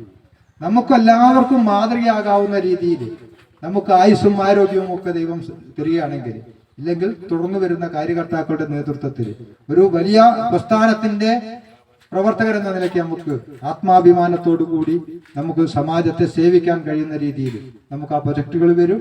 അതിന് കൃത്യമായ മാർഗരേഖകൾ നമ്മൾ നിർമ്മിച്ചിട്ടുണ്ട്. അതിനു വേണ്ടിയിട്ടുള്ള പഠനങ്ങൾ നമ്മൾ നടത്തിയിട്ടുണ്ട്. നിരവധി പ്രൊജക്ടുകളെ നമ്മൾ നടത്തുന്നതും മറ്റ് NGO നടത്തുന്നതുമായിട്ടുള്ള നിരവധി പ്രൊജക്ടുകളുമായിട്ട് നമ്മൾ ബന്ധപ്പെട്ട് സംസാരിച്ചിട്ടുണ്ട്. നിരവധി തവണ അതിനു വേണ്ടിയുള്ള യാത്രകൾ തൃശ്ശൂരിലും അട്ടപ്പാടിയിലും ഒക്കെ നടത്തിയിട്ടുണ്ട്. കേരളത്തിൽ അങ്ങോളം ഇങ്ങോളം നടക്കുന്ന നമ്മുടെ പ്രൊജക്ടുകളിലെ കാര്യകർത്താക്കളുമായിട്ട് സേവാഭാരതിയുടെ ജില്ലാ ജനറൽ സെക്രട്ടറി എന്ന നിലയ്ക്ക് നമ്മൾ ചർച്ചകൾ നടക്കുന്നുണ്ട്. അപ്പോൾ നമ്മൾക്ക് വലിയ സ്വപ്നങ്ങളുണ്ട്. അതുപോലെ തന്നെ ഇന്നലെ ജില്ലാ ടീം ഇരുന്ന സമയത്ത് വള്ളിക്കുന്നുള്ള മനോജേട്ടൻ ചോദിച്ചു, ഞാൻ നേരത്തെ പറഞ്ഞതിന്റെ ബാക്കിയാണത്. അദ്ദേഹം ചോദിച്ചു, വള്ളിക്കുന്ന് ഒരു അച്ഛനും അമ്മയുണ്ട്. അമ്മയ്ക്ക് ക്യാൻസറാണ്, മക്കളില്ല. അവർ തെക്കു ഭാഗത്ത് നിന്ന് വന്ന് വള്ളിക്കുന്ന് താമസിക്കുന്നത്. അപ്പൊ അവര് വളരെ ആശങ്കയിലാണ്. ഞങ്ങളെ ആര് സംരക്ഷിക്കും? ഭാര്യയ്ക്ക് അസുഖമാണ്. ഭാര്യയുടെ എന്തെങ്കിലും സംഭവിച്ചു കഴിഞ്ഞാൽ അദ്ദേഹത്തെ ആര് സംരക്ഷിക്കും? വളരെ 1, 2, 4 സെന്റ് ഭൂമിയുണ്ട്. അത് സേവാഭാരതിക്ക് തന്നാൽ സേവാഭാരതി സംരക്ഷണം ഏറ്റെടുക്കും. സമാനമായ ഒരു സംഭവം ഈ കഴിഞ്ഞ ദിവസം നമ്മുടെ ആരാധ്യമായിട്ടുള്ള ജില്ലാ അധ്യക്ഷ തിരൂരിൽ അവർ സന്ദർശിച്ചു. താനൂര് ഒരു കുടുംബം നമ്മളെ വിളിച്ചു ചോദിച്ചു. നമ്മൾ ചിന്തിച്ചു നോക്കൂ, അവിടെയൊക്കെ ജീവിതത്തിന്റെ നല്ലൊരു ശതമാനം ആരോഗ്യവും ആയുസ്സും ഒക്കെ ഇതുപോലെ സമ്പാദിക്കാനും മക്കൾക്കോ കുടുംബത്തിനോ വേണ്ടി ജീവിച്ചവരാണ്. ഇന്ന് നിലാരംഭരായിട്ട് ഇരിക്കുന്ന സമയത്ത് ആര് സംരക്ഷിക്കും എന്ന് നമ്മളെ വിളിച്ചത് താനൂരിലുള്ളത് സഹോദരിയാണ് വിളിച്ചത്. ചേച്ചിയെ ഭർത്താവിനെയും സംരക്ഷിക്കാൻ പറ്റും. അവർക്ക് ഉന്നത വരുമാനമുണ്ട്, അവർ ധനപരമായിട്ട് സഹായിക്കാൻ സാധിക്കും. പക്ഷെ അവരെ ചേർത്ത് പിടിക്കാൻ അവർക്ക് സാധിക്കുന്നില്ല. ഈ വിഷയവും ഇന്നലെ നമ്മുടെ സംസ്ഥാന സംഘടനാ സെക്രട്ടറിയുടെ മുന്നിൽ ഞാൻ വെച്ചിട്ടുണ്ട്. മലപ്പുറം ജില്ലയിൽ നിന്ന് ഓരോ ദിവസവും സേവാഭാരതിയുടെ ജില്ലാ കാര്യകർത്താക്കൾ എന്ന നിലയ്ക്ക് ഞങ്ങളെ വരുന്ന ഓരോ ഫോൺ കോളുകൾ വളരെ ഹൃദയഭാരം കൂട്ടുകയാണ്. നമ്മൾ പറയും മാനവസേവ മാധവസേവയാണ്, അത് ഏറ്റവും സന്തോഷം തരുന്നതാണ്. പക്ഷെ ഞങ്ങളെയൊക്കെ സംബന്ധിച്ചിടത്തോളം ഓരോ ദിവസവും ഹൃദയഭാരം കൂടിക്കൂടി വരിക. നമ്മുടെ സമാജം, നമ്മുടെ സമൂഹം എത്രത്തോളം അധപ്പതിച്ചു പോകുന്നു, എവിടേക്കാണ് നമ്മൾ പോകുന്നത്? ഈ അച്ഛനും അമ്മയും സഹോദരനെയും, ഓട്ടിസം ബാധിച്ച ഒരു സഹോദരനുണ്ടെങ്കിൽ ആ സഹോദരനെ എവിടെയെങ്കിലും കൊണ്ടുപോയി തള്ളാനുള്ള വ്യഗ്രത, ചേർത്ത് പിടിക്കാന്, അവരെ ഒന്നിച്ചു നിർത്താന്, സമാധാനിപ്പിക്കാന്, ധൈര്യം കൊടുക്കുവാന് ആളുകൾ എണ്ണം കുറഞ്ഞു. അതിന് പല കാരണങ്ങളുണ്ട്. അണുകുടുംബങ്ങളായി ഭാര്യയും ഭർത്താവും ജോലിക്ക് പോകുന്നു, കുട്ടികൾ സ്കൂളിൽ പോകുന്നു. അത് കഴിഞ്ഞാൽ വീട്ടിൽ അവരെ സംരക്ഷിച്ച് നിൽക്കാനുള്ള പ്രയാസം. നിരവധി ആളുകളിൽ ഞങ്ങൾ യാത്ര ചെയ്യുമ്പോൾ പല വീടുകളിലും സമ്പർക്കത്തിന് പോകും. നമുക്ക് സംഘടന പഠിപ്പിച്ച ഒരു തൊഴിലാണല്ലോ അത്. നമ്മൾ എവിടെ പോയാലും 10 സ്ഥലങ്ങളിൽ സമ്പർക്കം നടത്തണം. നമ്മൾ ആ നിലയ്ക്ക് പല സ്ഥലങ്ങളിലും അത് ഉന്നതരായ വ്യക്തികളുമായിട്ട് നമ്മൾ സമ്പർക്കം ചെയ്യാറുണ്ട്. അതുപോലെ തന്നെ ഇതുപോലെ വളരെ അവസരമായിട്ടുള്ള ആളുകളെ കാര്യം ശ്രദ്ധയിൽപ്പെടുത്തുമ്പോൾ അവിടെയും സമ്പർക്കം ചെയ്യും. കഴിഞ്ഞ കാലഘട്ടങ്ങളിൽ പറയാതെ പറയുന്ന പല സംഭവങ്ങളും നമ്മൾ മറ്റുള്ളവരുടെ മനസ്സിലൂടെ ഈ കഴിഞ്ഞ 10-33 വർഷക്കാലമായിട്ട് നമ്മുടെ സംഘടനാ പ്രവർത്തനത്തിന്റെ ഭാഗമായിട്ട് ഉണ്ടായിട്ടുള്ള അനുഭവ ജ്ഞാനത്തിലൂടെ നമ്മൾ മനസ്സിലാക്കാറുണ്ട്. പല വീട്ടിലും കിടപ്പ് രോഗികൾ അല്ലെങ്കിൽ പ്രായമായ ആളുകൾ, 1-2 ആളുകൾ ഉണ്ടാവും. അവരോട് സംസാരിച്ച് 1 മണിക്കൂർ കഴിയുമ്പോൾ അവർ പറയും, അമ്മയുണ്ടായത് കൊണ്ടൊരു കല്യാണത്തിന് പോവാറില്ല, അമ്മയുണ്ടായത് കൊണ്ടൊരു തീർത്ഥയാത്ര പോവാറില്ല, അമ്മയുണ്ടായത് കൊണ്ട് ഭർത്താവും അല്ലെങ്കിൽ അച്ഛനുണ്ടായത് കൊണ്ട് ഭർത്താവും കുട്ടികളുമായിട്ട് ഒരു ഉല്ലാസയാത്രയ്ക്ക് പോകാൻ സാഹചര്യമില്ല. എന്താണ് പറയുന്നത്? അവരൊരു പരിധി വരെ ഞങ്ങൾക്ക് ഭാരമാണ്. സേവാഭാരതിക്ക് അവരെ സംരക്ഷിക്കുന്ന അല്ലെങ്കിൽ താൽക്കാലികമായി സംരക്ഷിക്കാവുന്ന ഷെൽട്ടറുകളുണ്ട്. പലരും ഞാൻ ഒരുപാട് ചിന്തിച്ചു. ഞാൻ സഹപ്രവർത്തകരുമായിട്ട് നിരവധി തവണ ചർച്ച ചെയ്തു. നമുക്ക് പണം തരാൻ ആളുകൾ തയ്യാറാണ്. ഒന്ന് യാത്ര പോവാൻ, ഒരു മനുഷ്യന്റെ ആഗ്രഹങ്ങളാണ്. ഒരു യാത്രയ്ക്ക് പോകണം, ഒരു തീർത്ഥാടനം നടത്തണം, ഒരു വിവാഹത്തിൽ പങ്കെടുക്കണം.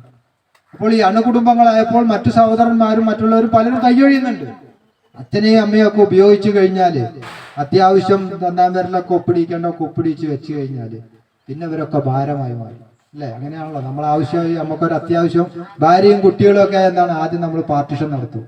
എങ്ങനെ അച്ഛനും അമ്മയൊക്കെ ജീവിച്ചിരിക്കുമ്പോൾ ഇതിനെ വെട്ടിമുറിക്കാം. അമ്മയുടെ ഓരി നിനക്ക് തരാം, നീ എടുത്തോ, അല്ലെങ്കിൽ അച്ഛന്റെ ഓരിയും കൂടിയും കൂട്ടിയെടുത്തോ. എന്നാലും ഞങ്ങളെ ഓരി കിട്ടിയാല് നമ്മൾ വാങ്ങുമ്പോ എന്താണ് തോന്നുന്നത്? നമ്മളെന്തോ കഷ്ടപ്പെട്ട് സമ്പാദിച്ചാണ്. ആ പാവങ്ങള് പൊരിവെയിലത്ത് പാടത്ത് അല്ലെങ്കിൽ രാവും പകലും അധ്വാനിച്ച് വിദേശത്ത് കുടുംബത്തെ ഉപേക്ഷിച്ചു പോയി സമ്പാദിച്ച് തങ്ങൾക്ക് വേണ്ടി കുരുക്കൂട്ടി വെച്ച മുതലൊക്കെ അത് പങ്കിട്ടെടുക്കാൻ നമുക്ക് നമ്മുടെ സമാജത്തിന് വലിയ വ്യഗ്രത. ഇത് കഴിഞ്ഞാലും അവരെ സംരക്ഷിക്കാൻ വലിയ പ്രയാസം. അപ്പൊ ഇത്തരത്തിലുള്ള ആളുകളും സംരക്ഷിക്കപ്പെടണം. അതുപോലെ തന്നെ ഈ കഴിഞ്ഞ സമയത്ത് ഞാനൊരു സേവാഭാരതിയുടെ ഒരു യൂണിറ്റ് ഭാരവാഹിയുടെ വീട്ടില് യാത്രയുടെ ഭാഗമായി പോയി. നമുക്ക് മാതൃകയാണ്. നമ്മുടെ മുന്നില് നമ്മളൊക്കെ സമയമില്ല എന്ന് പറയുമ്പോ മലപ്പുറം ജില്ലയിൽ നന്നായി പ്രവർത്തിക്കുന്ന ഏകദേശം A ഗ്രേഡ് യൂണിറ്റില് ഒരു യൂണിറ്റിന്റെ പ്രസിഡന്റ്, അദ്ദേഹം സജീവ സാന്നിധ്യമാണ് നമ്മുടെ പ്രവർത്തനങ്ങളിൽ. തിരൂര് മേഖലയിൽ ഞാൻ യാത്ര ചെയ്യുമ്പോൾ അവിടുത്തെ സംഘടനാ പരിപാടികളിലൊക്കെ അദ്ദേഹത്തിന്റെ സാന്നിധ്യം ഉണ്ടാവാറുണ്ട്.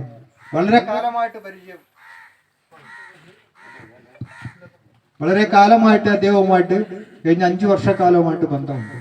പക്ഷേ ആദ്യമായിട്ട് ഈ കഴിഞ്ഞ ഒരു 3-4 മാസങ്ങൾക്ക് മുൻപ് താനൂർ അമൃത വിദ്യാലയത്തിൽ വെച്ച് നടന്ന ഒരു പരിശീലന പരിപാടിക്ക് തലേ ദിവസം ഞാൻ അവിടെ യാത്ര ചെയ്തെത്തി. അപ്പോൾ അവിടുത്തെ പ്രധാനപ്പെട്ട ചുമതലക്കാരുടെ വീടുകൾ സന്ദർശിക്കുക എന്നുള്ളത് നമ്മുടെ സംഘടനാ യാത്രയുടെ ഭാഗമാണ്. അതുകൊണ്ട് തന്നെ അദ്ദേഹത്തിന്റെ വീട്ടിൽ പോയി. അദ്ദേഹത്തിന്റെ വീട്ടിൽ ചെന്നപ്പോ സത്യത്തിൽ ഹൃദയം പൊട്ടിപ്പോയി. പല സമയത്തും നമ്മളൊക്കെ പലരെയും കുറ്റപ്പെടുത്തുക, എന്താ അവൻ വിളിച്ചാ വന്നില്ല. നമുക്ക് അങ്ങനെയാണല്ലോ ചെയ്യുക. എന്താണ്, എന്തെങ്കിലും ഒരു 10 ദിവസം പണിയെടുത്തോ 11ാമത്തെ ദിവസം വന്നിട്ടില്ലെങ്കിൽ ഇരുന്ന് പറയും അപ്പൊ അങ്ങനെയാണ്, മോശമാണ്. എന്താണ്, ഇപ്പൊ ഒരു പരിപാടിക്കും വരില്ല, ഇപ്പൊ അവനവന്റെ കാര്യം മാത്രമാണ്. ഇതുപോലെ നമ്മളൊക്കെ പല സമയങ്ങളിലും തെറ്റിദ്ധരിക്കപ്പെട്ടിരുന്ന പല കാര്യകർത്താക്കളും നമ്മൾ ആ വീടുകളിലേക്ക്, അവിടെ ഹൃദയത്തിലേക്ക് ഇറങ്ങിച്ചെല്ലുമ്പോൾ അവരുടെ വിഷമങ്ങൾ നമുക്ക് മനസ്സിലാക്കാൻ സാധിക്കും. അവിടെ ചെന്നപ്പോൾ 2 പെൺകുട്ടികൾ, ഒരു കുട്ടിക്ക് 14 വയസ്സ്, ഒന്നതിൻ്റെ താഴെ, 2 പേർക്ക് ഓട്ടിസം മാത്രമല്ല, സ്വന്തം കാര്യങ്ങൾ തൊട്ടു നിർവഹിക്കാൻ പ്രാപ്തരല്ല. ഒരു കുട്ടിയെ സദാസമയം എടുത്തുകൊണ്ട് നടക്കണം. എവിടെയെങ്കിലും ഇരുത്തിയാൽ ഇരിക്കും, പിന്നെ കിടത്തിയാൽ കിടക്കും. ഈ ഒരവസ്ഥ. ആ ചേച്ചി നേഴ്സായിരുന്നു, അവരാ ജോലി ഉപേക്ഷിച്ചു. ഇദ്ദേഹം തിരൂര് മേഖലയിൽ ഒരു വലിയ നല്ല ഒരു വെജിറ്റേറിയൻ ഹോട്ടൽ, നല്ല പാചകക്കാരനാണ്, ഒരു ഹോട്ടൽ നടത്തിയിരുന്ന, നന്നായിട്ട് കച്ചവടം ഉണ്ടായിരുന്ന ഒരു ഹോട്ടൽ നടത്തിയിരുന്ന ആളാണ്. അദ്ദേഹത്തിന് ആ സംരംഭം ഉപേക്ഷിക്കേണ്ടി വന്നു. ഈ 2 കുട്ടികളെയും സംരക്ഷിക്കാൻ അച്ഛനും അമ്മയും സദാസമയവും ആ വീട്ടിൽ ചെലവഴിക്കേണ്ട അവസ്ഥ. അത്യാവശ്യം സാമ്പത്തിക സ്ഥിതിയുണ്ട്. വീട്ടിൽ വെച്ച് അദ്ദേഹം കാറ്ററിംഗ് നടത്തി അത്യാവശ്യം ഉപജീവനം നടത്തുന്നു. പക്ഷെ നിങ്ങൾ ചിന്തിച്ചു നോക്കൂ, അതിനിടയിലും അദ്ദേഹം നമ്മളെപ്പോലെ, ഒരു പക്ഷേ നമ്മളെക്കാൾ ഒരു പടി മുകളിൽ നിന്നുകൊണ്ട് സേവാഭാരതിയുടെ യൂണിറ്റ് പ്രസിഡന്റ് പദം ഏറ്റെടുത്തുകൊണ്ട് ആ സംഘടനാ പരിപാടികളിലും സക്രിയമായിട്ട് രാവും പകലും എന്ന പോലെ അദ്ദേഹം ആ സമയം ഷെഡ്യൂൾഡ് ചെയ്ത് പങ്കെടുക്കുന്നു. നമുക്ക് സമയമുണ്ടോ ഇല്ലയോ എന്നുള്ളത് നമ്മൾ ചിന്തിക്കണം. അപ്പോൾ നമ്മള് ഓരോ അനുദിനവും വർദ്ധിച്ചുകൊണ്ടിരിക്കുന്ന ആവശ്യക്കാരുടെ കൈകൾ നീണ്ടുകൊണ്ടിരിക്കുക. സേവാഭാരതി സജീവമാകുന്നതോടുകൂടി നിങ്ങൾക്ക് മൂത്തയിടത്ത് മനസ്സിലായിട്ടുണ്ടാവും അല്ലേ? നിങ്ങൾ ഒരു സംരംഭം തുടങ്ങിയാൽ സഹായത്തിന് വേണ്ടിയിട്ടുള്ള കൈകൾ 100 എണ്ണം നമ്മൾക്ക് നേരെ നീളും. എനിക്ക് എന്റെ പ്രിയപ്പെട്ടവരോട് പറയാനുള്ളത്, എല്ലാം നിവർത്തിക്കാൻ ഒരിക്കലും നമുക്കെന്നല്ല മറ്റാർക്കും സാധിക്കില്ല. അത് സാക്ഷാൽ ദൈവത്തിനും സർവശക്തനും മാത്രമേ സാധിക്കുകയുള്ളൂ. പക്ഷേ ഒരാളെ പോലും നിരാശരാക്കരുത്. നമുക്ക് സാന്ത്വനം പലതരത്തിൽ കൊടുക്കാം.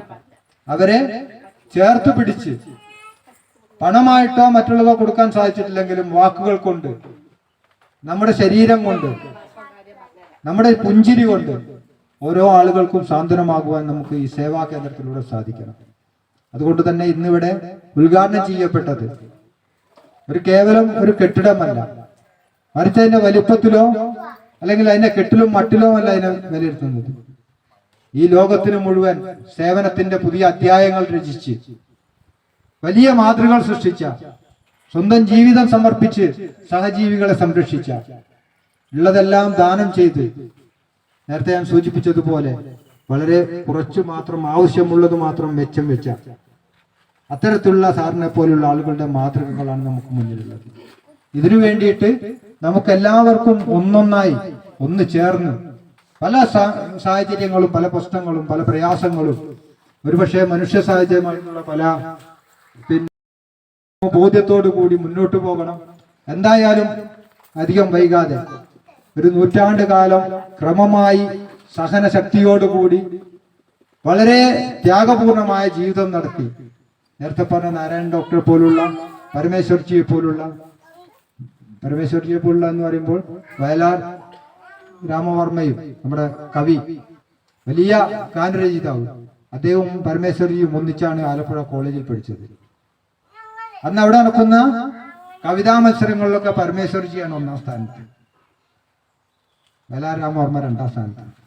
അതെല്ലാം ഉപേക്ഷിച്ച് എല്ലാ സ്വന്തം വ്യക്തിപരമായ ഉന്നതിയും ഉപേക്ഷിച്ചുകൊണ്ട് സംഘത്തിന്റെ പ്രചാരകനായി നമുക്ക് വിവേകാനന്ദ കേന്ദ്രം പോലുള്ള ഒരു വലിയ പ്രസ്ഥാനത്തെ പരിപാലിച്ച് ഇന്നത്തെ കാണുന്ന രീതിയിലേക്ക് വളർത്തുന്നതിന് നേതൃത്വം നൽകിയ പരമേശ്വർജി, അതുപോലെ തന്നെ ഭാരതീയ വിചാര കേന്ദ്രത്തിന്റെ നേതൃത്വത്തിൽ കേരളത്തിന്റെ ഭൗതിക മണ്ഡലത്തിൽ വലിയ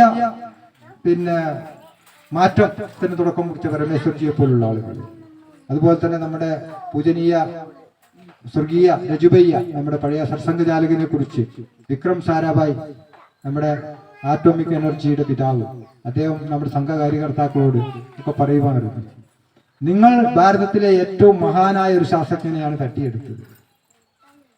പക്ഷേ 100 വർഷക്കാലം ഇത്തരത്തിലുള്ള മഹാരഥന്മാര്, സാധാരണക്കാര്, കൂലിപ്പണിക്കാര്, ഇവർ 100 വർഷക്കാലമായിട്ട് ക്രമമായി വളരെ വിശാലമായ കാഴ്ചപ്പാടോടുകൂടി സ്വജീവിതം സമർപ്പിച്ച് ഇന്ന് നമ്മൾ ഭാരതം ലോക ഗുരുസ്ഥാനത്തിന്റെ നെറുകയിലേക്കുള്ള പ്രയാണത്തിലാണ്. അപ്പോൾ അതുപോലുള്ള ആളുകൾ സൃഷ്ടിച്ച മാതൃകകളെ നമ്മൾ നമ്മുടെ പ്രയാസങ്ങൾക്കിടയിൽ നിന്ന് ഉൾക്കൊണ്ടുകൊണ്ട് നമ്മൾ എന്ത് ചെയ്തു എന്ന് ചോദിക്കുമ്പോൾ നമുക്കതിൽ വളരെ നിസ്സാരന്മാരായി നമുക്ക് തോന്നാം അവർ വിലയിരുത്തുമ്പോൾ.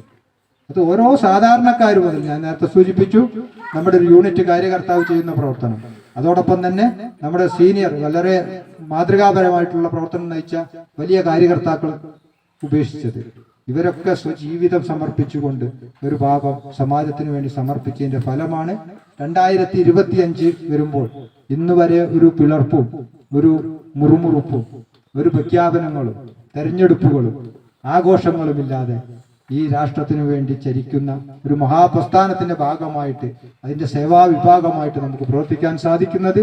അതുകൊണ്ട് തന്നെ ഒന്നാം സ്ഥാനം സംഘടനയ്ക്ക് കൊടുത്തുകൊണ്ട്, സമാജത്തിന് കൊടുത്തുകൊണ്ട്, രാഷ്ട്രത്തിന് കൊടുത്തുകൊണ്ട് നമുക്ക് ആ ശതാബ്ദിയിലേക്ക് പോകുമ്പോൾ നമ്മുടെ നിലമ്പൂരിന് താങ്ങും തണലുമായിട്ട് ഈ കേന്ദ്രത്തിൽ നമുക്ക് ഒരു വലിയ സേവാ കേന്ദ്രം ഉയർന്നു വരണം എന്ന് പ്രാർത്ഥിക്കാം, ആഗ്രഹിക്കാം. അതിന് സർവശക്തൻ നമ്മളെയൊക്കെ അനുഗ്രഹിക്കട്ടെ എന്ന് മാത്രം പറഞ്ഞുകൊണ്ട് എൻ്റെ വാക്കുകൾ ഉപസംഹരിക്കുന്നു. നന്ദി, നമസ്കാരം.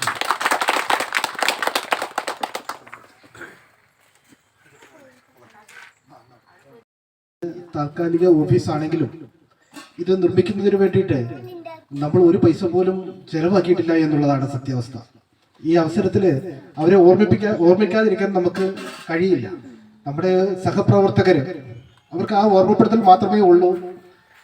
ഈ ബിൽഡിംഗ് നിർമ്മിക്കുന്നതിന് വേണ്ടിയിട്ട് നമ്മുടെ ബാലേട്ടൻ, കോട്ടയിൽ ബാലേട്ടൻ ആണ് നേതൃത്വം കൊടുത്തിരുന്നത്. അദ്ദേഹം ഈ കെട്ടിട നിർമ്മാണമാണ് ജോലി. ആ ജോലിയുടെ ഇടയിൽ വന്ന് ശനിയും ഞായറും ഈ ദിവസങ്ങളിൽ മറ്റുള്ളവരെ കൂടി ക്രോഡീകരിച്ചുകൊണ്ട് ആണ് ഈ കെട്ടിടത്തിന്റെ നിർമ്മാണം പൂർത്തീകരിച്ചിരിക്കുന്നത്. ഒരു കൂലി മേടിക്കാതെ, ഒരു പൈസ പോലും കൂലി മേടിക്കാതെയാണ് അദ്ദേഹം ചെയ്തത്. അതേപോലെ അദ്ദേഹത്തിന്റെ അനിയൻ ഉണ്ണി, കുട്ടൻ, പിന്നെ ടൈൽസ് ഇടാൻ വന്നിട്ടുള്ള വിജേഷ്, നമുക്കറിയാം ഇതിന്റെ എല്ലാം ചാർജ് നോക്കുകയാണെങ്കിൽ ഒരുപാട് പൈസ നമുക്ക് ഇതിനു വേണ്ടിയിട്ട് ചെലവഴിക്കേണ്ടതായിട്ട് വരുമായിരുന്നു. അതേപോലെ ദിനേശ്, ഇവരൊക്കെ പിന്നെ ഇതിന് വാനം കോരുന്നതിന് വേണ്ടിയിട്ട് നമ്മുടെ സന്തോഷേട്ടനെ, കുട്ടേട്ടനെ, ബാലകൃഷ്ണേട്ടനെ, അങ്ങനെ ഒത്തിരി പേര്. ഈ ഡോറ് നമുക്കറിയാം, ഒരു ഡോറിന് വില ചോദിച്ചപ്പോൾ 10,000 രൂപയാണ് വില പറഞ്ഞത്.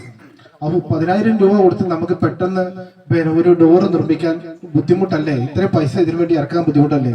അപ്പൊ നമ്മുടെ രതീഷ് പറഞ്ഞു, പിന്നെ എന്നെ കൊണ്ട് കഴിയുന്ന രീതിയിൽ ചെറിയ സാധനം മേടിച്ച് തന്നാൽ മതി, ബാക്കി ഞാൻ ചെയ്തു തരാൻ പറഞ്ഞു. അങ്ങനെയാണ് ഈ ഡോർ നിർമ്മിച്ചിട്ടുള്ളത്. നമുക്ക് അതിന്റെ ചെറിയൊരു സാധനത്തിന്റെ വില മാത്രമേ നമുക്ക് വന്നുള്ളൂ. തേക്കിന്റെ സാറിന്റെ അവിടുന്ന് മുറിച്ചിട്ടുള്ള തേക്ക് ഉപയോഗിച്ചുകൊണ്ട് ഇതിന്റെ മേൽക്കൂര നിർമ്മിക്കുക, നമുക്ക് താൽക്കാലിക ഓഫീസ് നിർമ്മിക്കാം എന്ന് പറഞ്ഞു. അപ്പൊ നമ്മുടെ വിജയേട്ടൻ പറഞ്ഞു, തേക്ക് വേണ്ട, ഞാൻ അതിന്റെ ചെലവെടുത്തോളാം. അത് ഇൻഡസ്ട്രിയൽ വർക്കും കാര്യങ്ങളും അതിന്റെ ഷീറ്റും കാര്യങ്ങളും എല്ലാം അദ്ദേഹം നിർവഹിച്ചുകൊണ്ട് അദ്ദേഹം പൈസ മുടക്കിയാണ് ഇത് ചെയ്തത്. അത്രയ്ക്കും സന്മനസ്സോടുകൂടി എല്ലാവരും നല്ല കൂട്ടുത്തരവാദിത്വത്തോടു കൂടി ആണ് ഇതിന്റെ പ്രവർത്തനം പൂർത്തീകരിച്ചത്. വളരെയധികം ഏറ്റവും കൂടുതൽ നന്ദി പറയേണ്ടതില്ല എങ്കിലും എന്റെ സഹപ്രവർത്തകരുടെ കൂട്ടായ്മ വലിയൊരു വിജയമാണ്. ഇപ്പോൾ ഈ കിണർ നിർമ്മാണം 1.5 ലക്ഷം രൂപയ്ക്ക് കിണർ നിർമ്മാണം കരാർ കൊടുക്കാം എന്നുള്ള രീതിയിലാണ് കമ്മിറ്റിയിൽ നമ്മൾ അവതരിപ്പിച്ചത്.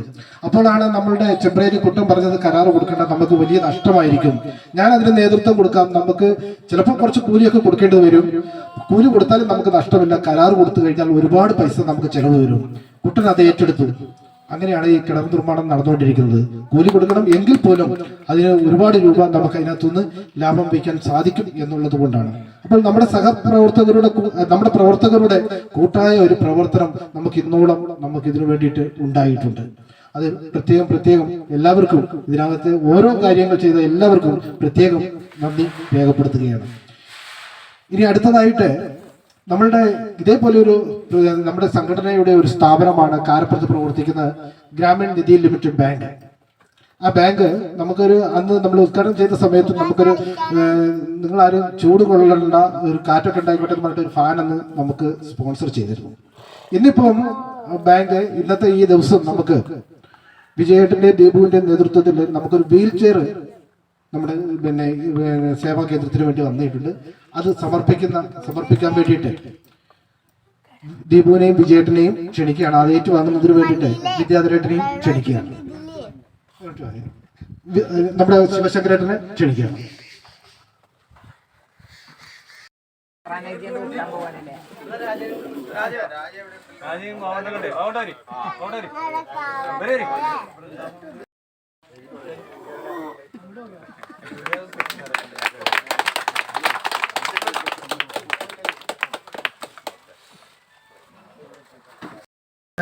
ചടങ്ങുകൾ അവസാനിക്കാനായി. ഇനിയും ഈ പ്രോഗ്രാമില് ഏറ്റവും പ്രധാനപ്പെട്ട ഒരു പദ്ധതി കൂടിയാണ് നമ്മളിവിടെ നിർവഹിക്കാൻ പോകുന്നത്. ഈ വർഷം നമ്മളുടെ പ്രദേശത്ത് ഏറ്റവും പാവപ്പെട്ട രോഗികളായിട്ടുള്ള ആളുകൾക്ക് മരുന്ന് വാങ്ങുന്നതിന് വേണ്ടി ഒരു ചികിത്സാ സഹായ പദ്ധതി സേവാഭാരതി ആവിഷ്കരിച്ചിരിക്കുകയാണ്. ഒരു മാസം 1000 രൂപ വീതം ഒരു വർഷം കൊടുക്കാൻ വേണ്ടിയിട്ടാണ് തീരുമാനിച്ചിട്ടുള്ളത്. ആ പദ്ധതിയുടെ ഉദ്ഘാടന കർമ്മമാണ് ഇനി നിർവഹിക്കാൻ പോകുന്നത്. അതിനു വേണ്ടിയിട്ട് നമ്മളുടെ വിജയേട്ടനെയാണ് അതിന്റെ ഉദ്ഘാടന കർമ്മം നിർവഹിക്കാൻ വേണ്ടിയിട്ട് ക്ഷണിക്കുന്നത്.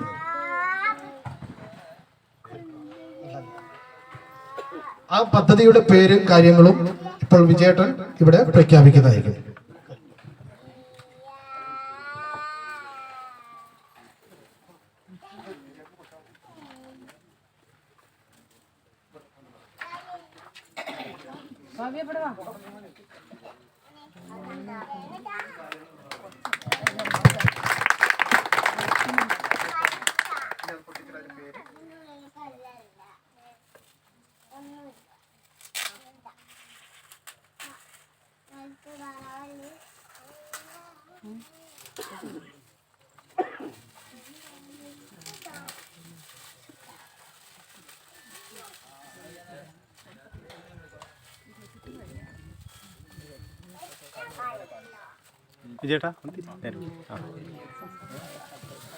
സംഘമിത്ര ചികിത്സാ സഹായ പദ്ധതി സേവാഭാരതിയുടെ ഇത് ഒരു വർഷത്തേക്കാണ് നമ്മൾ ആവിഷ്കരിച്ചിരിക്കുന്നത്.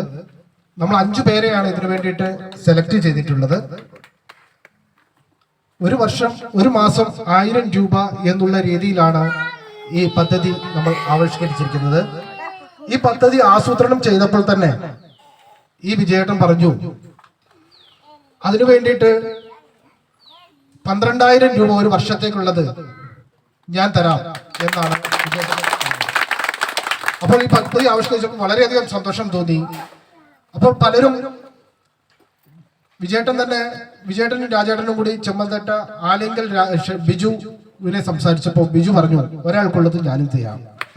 ആ രീതിയിൽ അതേപോലെ രാജേട്ടൻ പകുതി പൈസ തരാം എന്നുള്ള രീതിയിൽ ആണ് ഈ പദ്ധതി നടപ്പാക്കുന്നത്.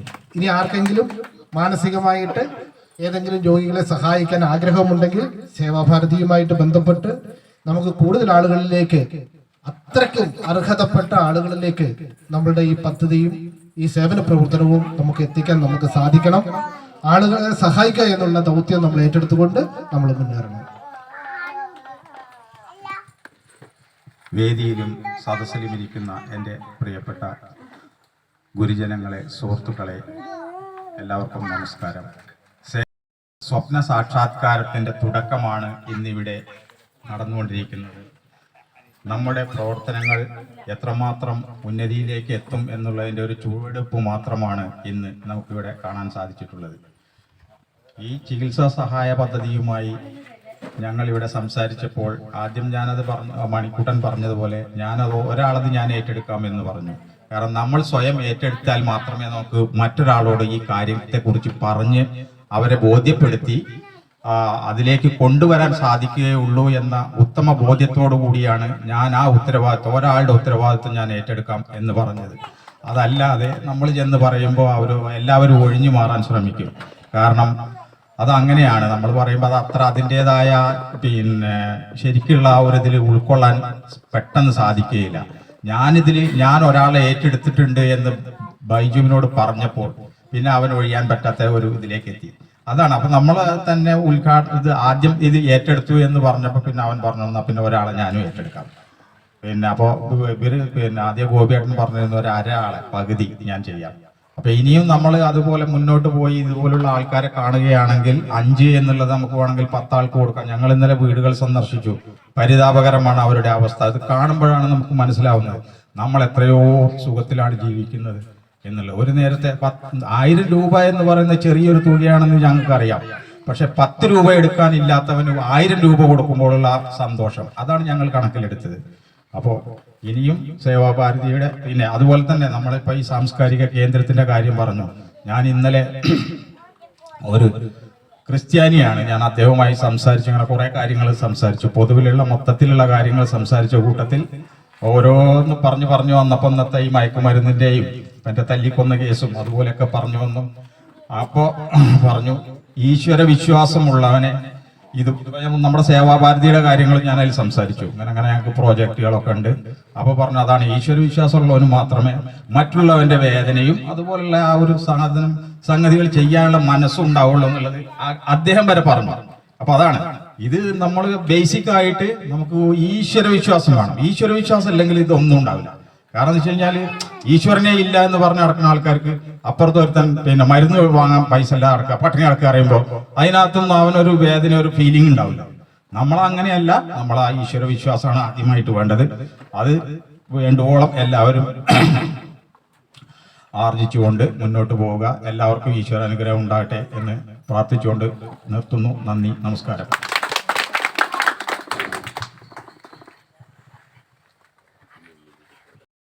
സഹായ വിതരണമാണ് ഇവിടെ നടക്കാൻ പോകുന്നത്.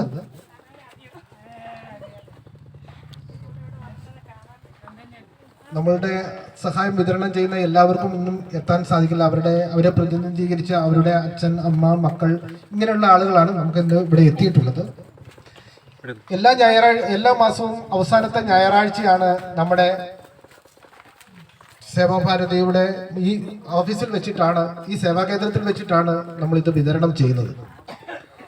എല്ലാ മാസവും അവരെ വിവരം അറിയിക്കും. ഇവിടെ വന്ന് അത് ക്യാഷ് കളക്ട് ചെയ്യേണ്ടതാണ്. നമുക്കറിയാം കൽക്കുളത്ത് വിഷ്ണു, ഞാൻ എനിക്ക് നല്ല അറിയുന്ന ഒരു കുട്ടിയാണ്. ആ കുട്ടിക്ക് സുഖമില്ലെന്ന് ഈ കഴിഞ്ഞ ദിവസം ഞങ്ങൾ പോയി. കുട്ടിക്ക് സ്വന്തമായിട്ട് എഴുന്നേറ്റ് നടക്കാൻ കഴിയാത്തൊരവസ്ഥയാണ്. അപ്പോൾ ആ കുട്ടിക്കുള്ള മരുന്നിനുള്ള സഹായം നമ്മൾ ചെയ്യേണ്ടത് അത്യാവശ്യമായിരുന്നു. ആ കുട്ടിക്കുള്ള സഹായ വിതരണമാണ്. അതിനു വേണ്ടിയിട്ട് കുട്ടിയുടെ അച്ഛനെ ക്ഷണിക്കുകയാണ്, വിഷ്ണുവിന്റെ അച്ഛനെ ക്ഷണിക്കുകയാണ്. അത് നൽകുന്നതിന് വേണ്ടിയിട്ട് നാരായണേട്ടനെ ക്ഷണിക്കുകയാണ്.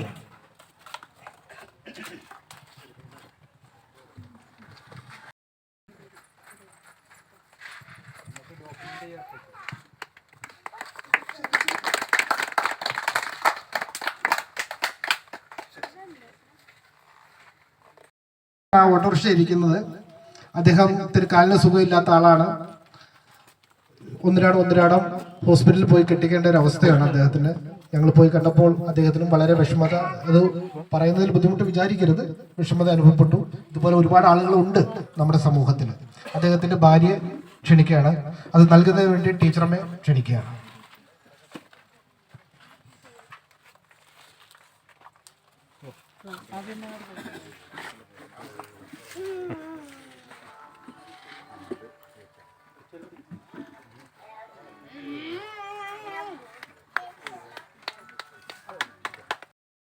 നമുക്കൊക്കെ അറിയാവുന്ന അമ്മയാണ്, സുമതി ചേച്ചിയുടെ അമ്മയാണ്. ഞങ്ങൾ വയ്യാതെ പറ്റ കിടപ്പാണ്. ആ അമ്മയ്ക്ക് ചെയ്യുന്ന ഏറ്റവും വലിയൊരു ഉപകാരമാണ് സേവാഭാരതി. ആ സുമതി ചേച്ചിയെ ക്ഷണിക്കുകയാണ്. അത് നൽകുന്നതിന് വേണ്ടി ദീപുവിനെ ക്ഷണിക്കുന്നു.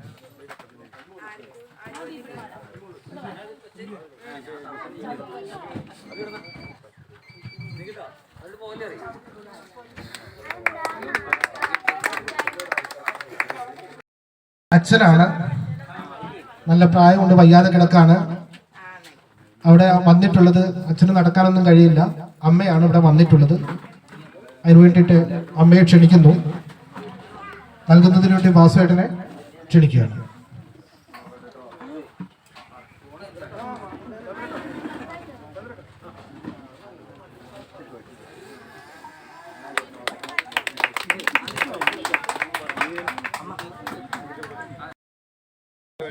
ഒരു വണ്ടിക്ക് സന്തോഷേട്ടൻ തരണേ അല്ലേ? ഒരു വണ്ടിക്ക് സന്തോഷേട്ടൻ തരണോ? വണ്ടിന് എനിക്ക് ഒരു ചോദിച്ചാൽ കേട്ടോ.